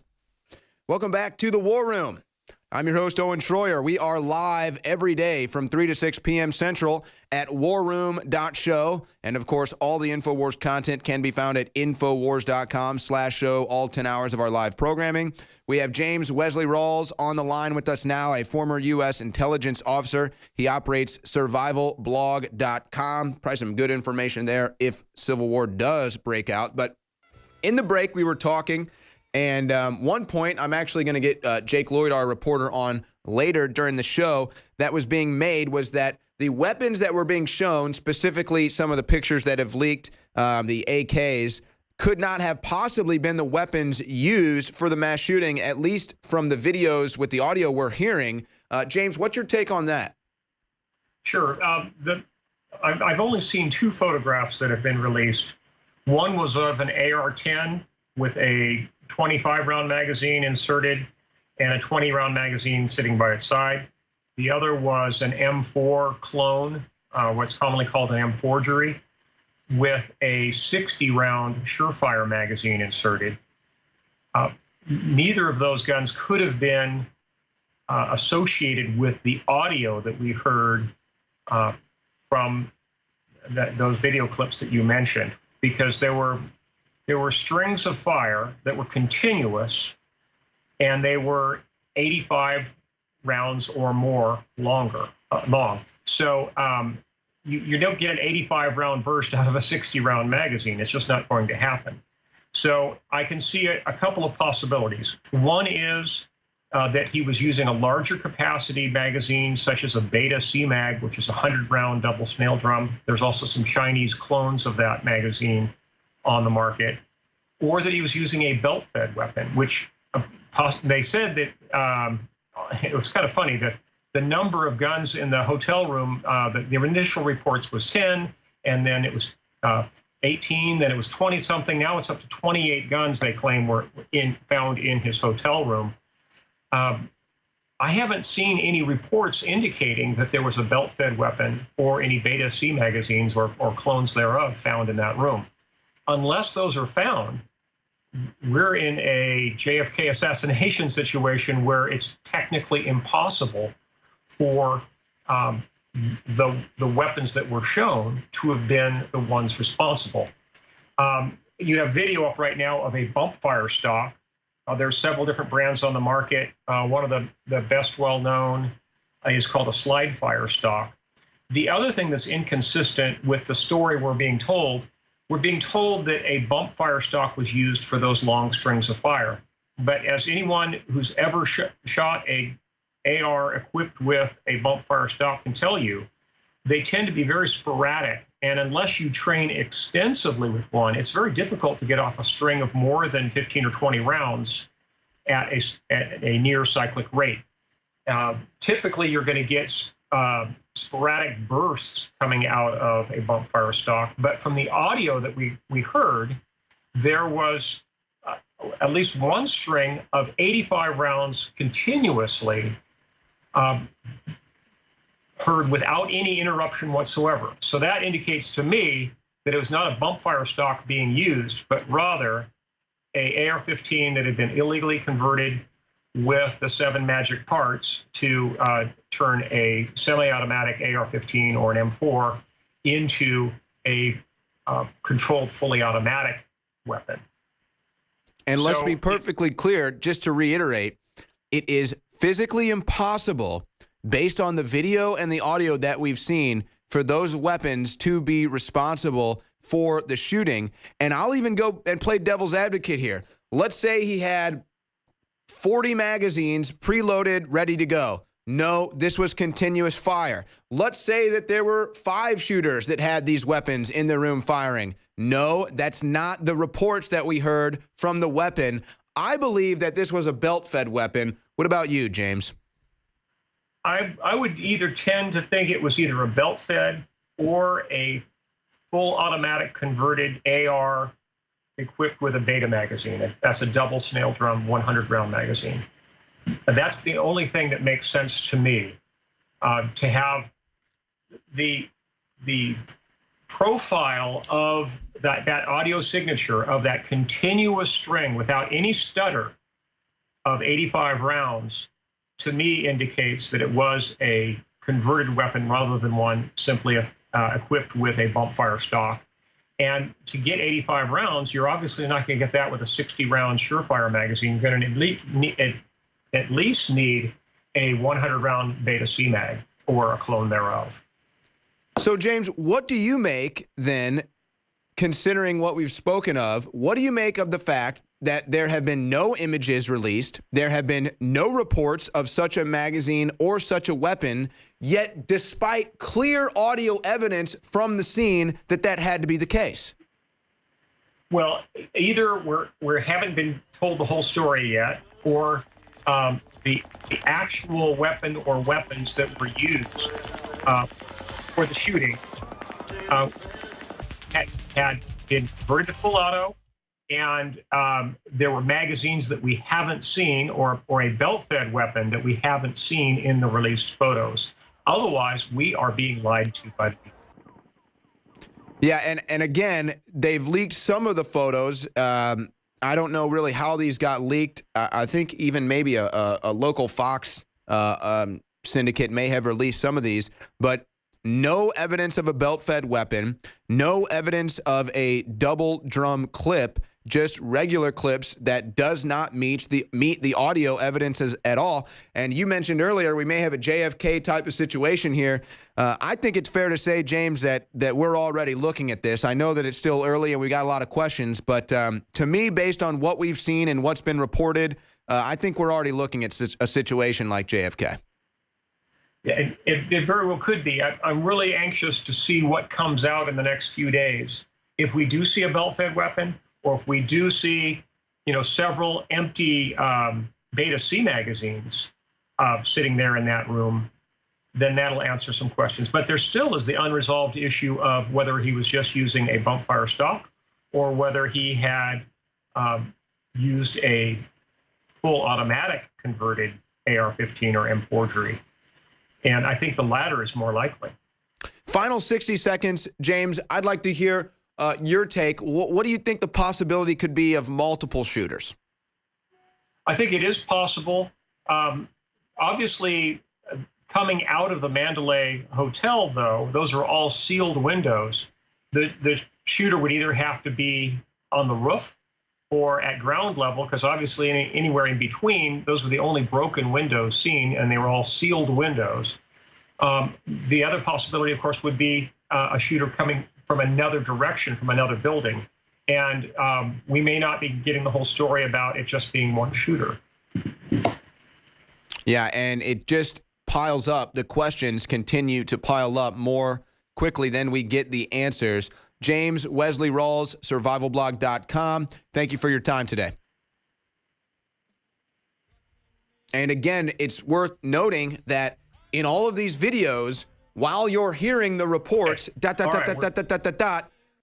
all of the videos, you don't see the light of fire coming from those windows. With that weapon, you would see the explosion and the light. We'll be right back. Laura Loomer, Millie Weaver, and the crew will get their take on this.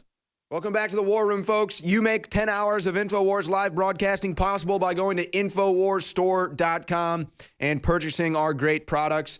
We've been telling you about Brain Force that's 50% off, the great natural nutraceutical to help give you an energy boost, help give you focused, a great product. In fact, I always keep a bottle right here next to me when I'm on the air because it's just so great to stay focused and keep your energy up. That's 50% off right now, a popular item. We don't need to make it 50% off. We just do it so you can buy it at a great price, hopefully introduce someone else to it, and then they become repeat customers. I didn't even realize Vitamin and Mineral Fusion is also 50% off. So we've got two great products right now, 50% off at InfoWarsStore.com. Two products that I take regularly. Vitamin Mineral Fusion is a part of my everyday routine, and it's 50% off right now at InfoWarsStore.com. Be sure to go to that website, support us. We try to bring you the real news from all angles, folks, and we're not controlled. We're not bought and paid for. We're free thinkers that operate independently and as a team to try to determine the truth about news and politics. And I've got to give one last plug because I'm making a statement today to my lapel pin. I'm debuting this lapel pin today. You can find it at InfoWarsStore.com. That is the Moan Labe lapel pin. It is a beautiful lapel pin. There it is right there. Bam. Making a statement today. They want to come for the guns. I don't think so. So you can find that as well at InfoWarsStore.com. All right, I have Laura Loomer on the line. I'm also joined at the desk by Millie Weaver, and when I was coming in to sit down today, I noticed Millie literally going through a bunch of stories, just all these videos, everything. Literally has stacks of notes, so I had to get her on here. Millie, what did you determine today? Tell me about what you discovered in your research today. Well, I did a lot of research on Stephen Paddock, the shooter in this incident, but I also sat down and listened to the entire police scanner and came away with some pretty amazing information. But first, I wanted to start on our shooter, Stephen Paddock, who had led a very unconventional life. Now, there's a lot of weird things about this shooter. At first, they said, oh, he didn't really have a strong political affiliation. He was just a regular guy, owned 3 legal firearms, but wasn't really anything special.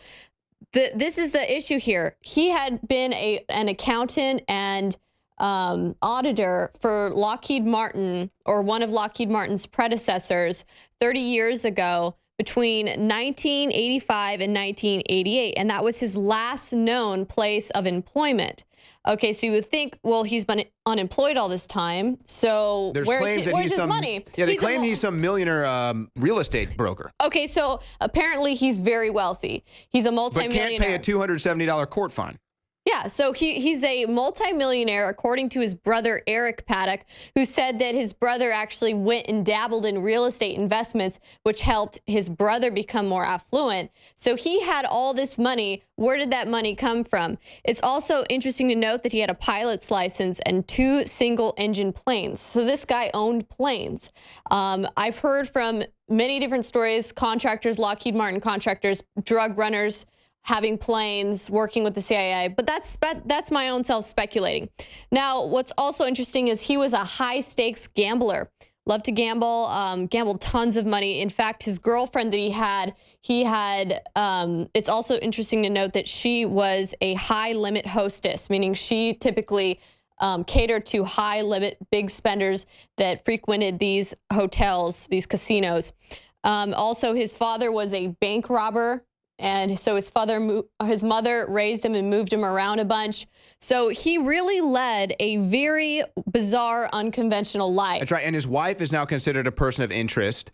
And there's reports now and video of him at Mandalay Bay in 2011. So perhaps he was a frequenter of these hotels as well. Let's go to Laura Loomer, who we have on the line. Laura, what do you make of all this? Hey, as you just mentioned, not only was he a frequent attendee of Mandalay, but he was a Platinum Life member of the Mandalay MGM Resort. And I was speaking to sources who are working at Mandalay Hotel, and they tell me that Mandalay has totally wiped all of the reservation records of Stephen Paddock. So wow. They can't find it, and I just broke this about an hour ago or so. But wait a second. I have to stop you. You're saying, now to me, that sounds illegal. Yes, that sounds like you're not cooperating with an investigation. Yes, that would be obstructing investigation. Exactly. So I posted the picture. You can see it on my Twitter page at Laura Loomer. Sources who work at Mandalay have told me that there is no trace of his records anymore because they have totally wiped the system of any trace of Stephen. And of course, now piggyback that with what's been discovered about these casino owners. Well, now I'm going to give you more information. So I'm going to look at my phone. Excuse me for doing so, but I just need to read you what my sources have told me. Not only was he a lifetime member, but the girlfriend, Mary Lou Danley, who was just named as like a person of interest today after police said that they cleared her. She was photographed in Dubai in front of Jumeirah Beach Resort in 2016, and it's on her Facebook, which has been deleted today. She deleted her Facebook today after being announced as a person of interest. MGM Resorts, the Dubai government, which was operating Dubai World, used to have 50-50 ownership of MGM Resorts. So the Dubai government owned MGM Resorts where this attack took place.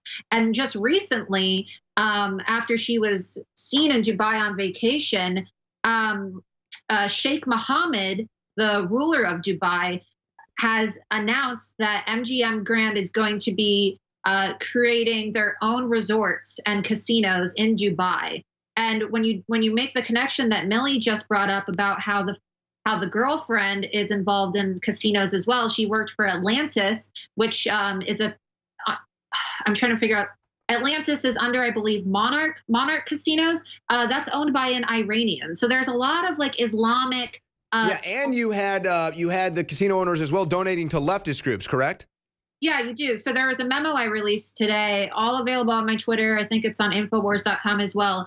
You know, that's interesting that you say that, because Sheriff Joseph Lombardo from the police department actually said that according to his sources, hotel staff members actually went in and out of Paddock's room without noticing anything. So do you think that it's possible that the hotel staff could have been in on it, or do you think that maybe that he just had these guns and all this stuff hidden? No, it's a lie. I'm looking at my phone again because the same source who works there told me that Stephen Paddock had 2 rooms. He had a suite, and then he also bought or paid for the room next door as well. Yeah, and they are adjoining. There's a door that adjoins the 2. Right. And then he put that room in the girlfriend's name. And then he told me that the records, which, you know, he looked at this information before it was deleted today, the records show that Paddock redirected service charges to the other room. So while he was in one room, most likely importing all of these guns and setting up his they kept going into the other room, which was in the wife's name. Or, excuse me, the girlfriend. Where is the girlfriend right now, Laura? They said she's in Tokyo, but So wait a second. Why would they announce that she's a person of interest before she's returned to the United States? To me, that just seems out of whack. Well, it could be because the initial reports, according to the police scanner, were that there were multiple shooters, multiple suspects, and they were actually searching for 2 people. Let's get to that in a second, though. What were you about to say about the girlfriend not even being in the States yet? So not only is she not in the States, but police had initially reported that she was detained. So they initially reported that she had been detained by police and that she was in custody, and then their story changed, and she's Filipino. And if you're not aware of the situation in the Philippines. That's right. And then they've said that there's been the money that's been going to the Philippines from Paddock's. Let me go on with this. So 100,000. All right, you got to hold it right there. We got to go to a break, Laura. Keep your thoughts right there. Millie's going to break down her reports on the police scanner, and I've also got a stack of news here about eyewitness evidence that doesn't add up. We'll be right back with the War Room. All right, so we've got news. Las Vegas gunman filmed himself during this slaughter. So what to make of that? Where's that video? You've got allegedly he left a note in the hotel room. What to make of that? Where's that evidence?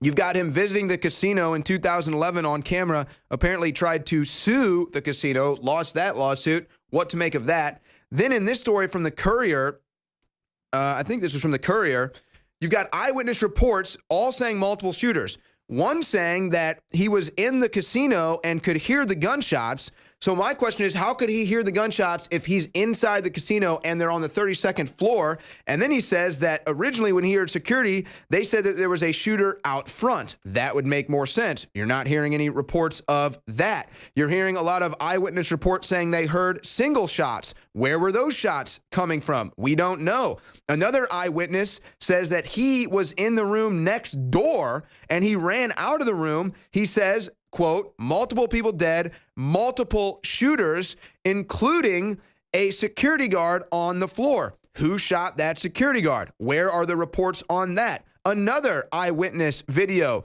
says he said multiple shooters near Mandalay Bay. Where's the question on that? Will the police be interviewing Mr. Claridge, who was interviewed by this newspaper? They said they want to. Let's hear the interview. Wendy Miller was at the Luxor, which is a pyramid, with her husband next door when she saw a man of interest run by who had a security vest on, not part of the security team because the security team was chasing him, but he had the security vest on as to be bulletproof. So you got all that. You're not hearing any of that on the mainstream news, and who knows if that'll ever be released or those people will ever be questioned. Let's go back now, Millie. What are you thinking about the police reports or the police scanner audio that you've heard? Well, what I found very peculiar was that security guard that was found shot. He had been shot in the leg, and he was standing over by the elevator on the 32nd floor, according to the police officers that reported that into the police scanner. And apparently this security officer claimed, which the police relayed into the scanner, that the shooter had actually engaged him and poked his head out of his room and shot at him. And that's how he was shot in the leg, which seems very suspicious to me. Pause it right there. Zach, pull up the image that you wanted to talk about, which it would appear that there was a shootout at the actual scene because of the way the bullet holes are going. They said that he killed himself. You're not buying that. You think that there was a shootout here. I'm not sure if there was a shootout. I mean, what I could say is this. We were looking for 2 shooters. Even on the scanner, the police said that there was confirmed 2 shooters. Well, that police officer might have been just speaking too soon, but they were looking for 2 shooters. Could this security guard be a second shooter? Could the security guard just be some vigilante that decided to run into a room where a guy was shooting with a machine gun? Or was it something more suspicious? Or could someone have been in the room and then escaped, shot the security guard that tried to apprehend them? Well, what's also interesting is that after this incident with the security officer happens, later on in the recordings, you hear an officer saying that it's been 15 minutes since they've had any fires, basically any firing. And if you actually go back and rewind 14 minutes prior, you hear the police reporting this man found in the hallway that claims to have been shot in the leg by the shooter. And I just find the whole thing a little bit suspicious. And why has the mainstream media not been talking more about this guy who would be the #1 witness, the security officer that was in the hall? Was he actually a security officer? Was it something like an NSA officer or Homeland Security officer or some kind of a deep state operative? Or was it just a guy who decided he was going to go there and try to stop this assailant? Let's go back to Laura Loomer. She had a point she wanted to make before we had to go to break. Go ahead, Laura. Yeah, so what I was going to say is that there's this New York Post report that just came out that said that the shooter installed cameras inside his room and inside the hallway days before so that he could monitor security as well as keep an eye on what was happening. I don't know if you know this, but if you've ever been to any casino, whether it be in Las Vegas or wherever, there are signs that prohibit photography and video recording. You can go to jail for a very long time, and they have undercover security guards who just spend the entire day sweeping the casino for recording devices to prevent fraud. So the fact that he was able to supposedly install security cameras inside the hallways of a casino, I'm not buying it. I mean, that's just absolutely absurd.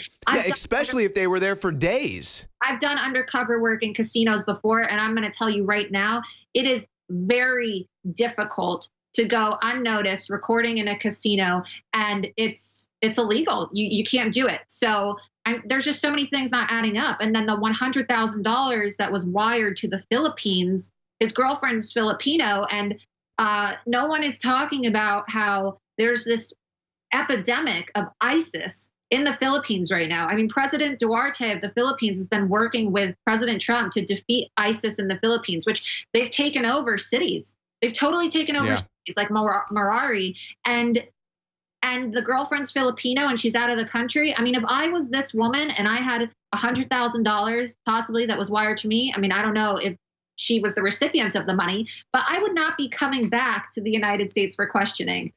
This smells like a deep state operation. It's almost like they gave her a warning. Hey, you're a person of interest. Might want to stay away. This seems like a deep state operation, if you ask me. It really does. And we've seen the intelligence communities colluding with the Democratic leadership. And I wonder if the fact that the Democrats introduced gun legislation right before this, if that's just a coincidence. So it just seems like this is another deep state operation. We know that every time there's one of these shootings, the Democrats do well in the polls. Is this going to help them during the midterm elections? Also, we know that Trump was doing pretty well. And every time we have these Antifa and all this violence from the left, it does well for Trump in the polls. I think it's more than just coming for the guns, too, with gun legislation. I think they want to put security cameras everywhere. They want to metal detect you just when you leave your house. Laura, what do you think? I just want to add one more important point. There's a memo that I obtained exclusively that shows that the CEO of MGM Resorts in Mandalay was encouraging his employees to donate to terror-tied organizations like CARE, SBLC, ADL, all organizations that are very CARE. Oh, wow. pro-terrorism. They support Hamas and Muslim Brotherhood and ADL and SBLC, which the FBI cut ties with SBLC for domestic terrorism concerns.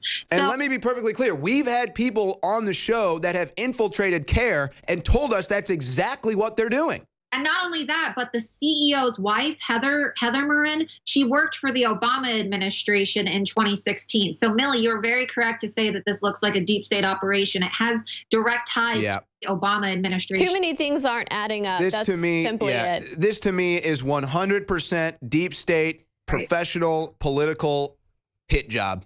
He was also absolutely. Now, whether Stephen Paddock pulled a trigger or not, I don't know, but I think he was definitely a patsy in all this. There was more than one shooter. He was definitely set up. Whether or not he was the actual one doing it, I just can't think that he plotted it all on his own. There had to have been deep state handlers and operatives. I wonder if the security officer in the hall was a deep state handler. The other thing is the staff having been able to go in, and I know that this is what the sheriff's saying now, whether it's true or not, but we have to wonder, who was that woman who went out and tried to warn people that they were going to be killed? Was that somebody who worked with the cleaning services at the hotel? And it's very confusing as well, because you've got the police that came out and make their statement today saying, we want to talk to all people, call us, give us any information. I've literally got stacks of news here with eyewitness reports that completely conflict the narrative. You've got the woman running around warning people they're going to die. Are the police talking to them? I have not heard any of that. Well, also, Laura, final comments from Laura. Go ahead. I was watching Fox last night, and they had Jim Clemente on. Jim Clemente, former Navy SEAL, spent a lot of time in Africa and the Middle East doing operations with SWAT. And he said that it's not common for ISIS to take responsibility for attacks that they didn't commit. So he was basically saying that he pretty much believes that ISIS really did commit this through that statement, because why would ISIS take responsibility for an attack they didn't commit? They don't do that. They don't do that. They wouldn't take responsibility for an attack. But if you want to get real technical, ISIS, Antifa, we saw Antifa literature there, ISIS, these are all just tentacles of the octopus, which is the deep state. So all in all, it's essentially the deep state claiming responsibility for it. I got to completely concur with Millie on that. Hey, Laura, thank you for your time. Excellent research. We'll be sure to be hearing from you again. And I just want to reiterate what you just said, Millie. I mean, this to me reeks of JFK. This to me reeks of 9/11, and this to me reeks of the deep state, the New World Order, the globalists that want to take this world over and make one world government. That's who I think is responsible for this, and that's why none of this adds up. That's why we'll never get the truth, and that's why InfoWars exists, because we want to get the truth, and we're not going to fall for the fake narratives anymore. Thank you, Millie. Thank you, Laura. Thanks, everybody that tuned in. Thanks to the great staff. The War Room returns tomorrow.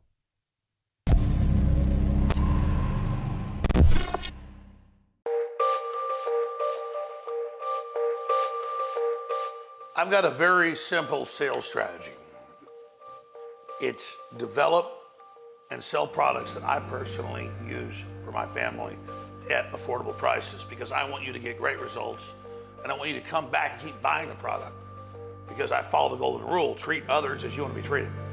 Now, we have developed True Whey protein from one of the top developers in the country and private labeled it at an affordable price that is delicious. I put the whey in, and ours is the best for the price it is. It's high quality, with either strawberry or chocolate flavored bone broth that has obviously incredible benefits.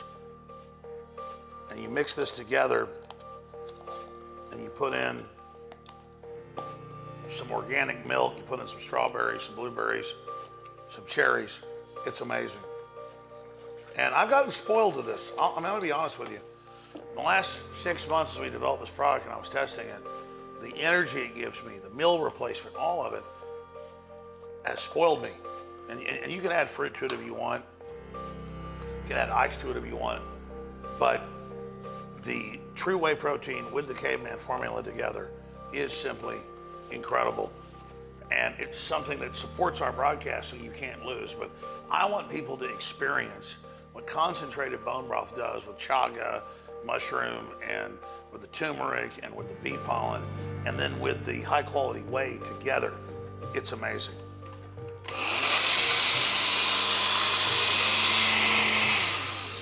This is a true superfood. Of the 30 plus products we put out that are all great, this one is the most amazing. When it just comes to, I take this for breakfast. I'm not hungry till like 6, 7 at night, and I have so much energy. But it spoiled me because I used to work out to not be overweight. Now, this has changed my whole life. Bone broth is so amazing. Mixed with high quality whey, it's even more incredible. Mixed with some berries and some high quality organic milk, it's delicious. It's all available at InfoWarsStore.com. And you can't lose because you're supporting the broadcast. Thank you all for your support. Find out why Caveman and our True Whey is so game-changing at InfoWarsStore.com. Every morning before I start writing or shooting a video, I take 2 capsules of Brain Force for a sustainable burst of energy. This is, without question, the most powerful nootropic I've ever taken, and it comes without any of the crashes or the jitters associated with energy drinks. It's additive-free, nothing artificial. It's Brain Force Plus. Read thousands of 5-star independent reviews right now and get your Brain Force Plus at InfoWarsLife.com.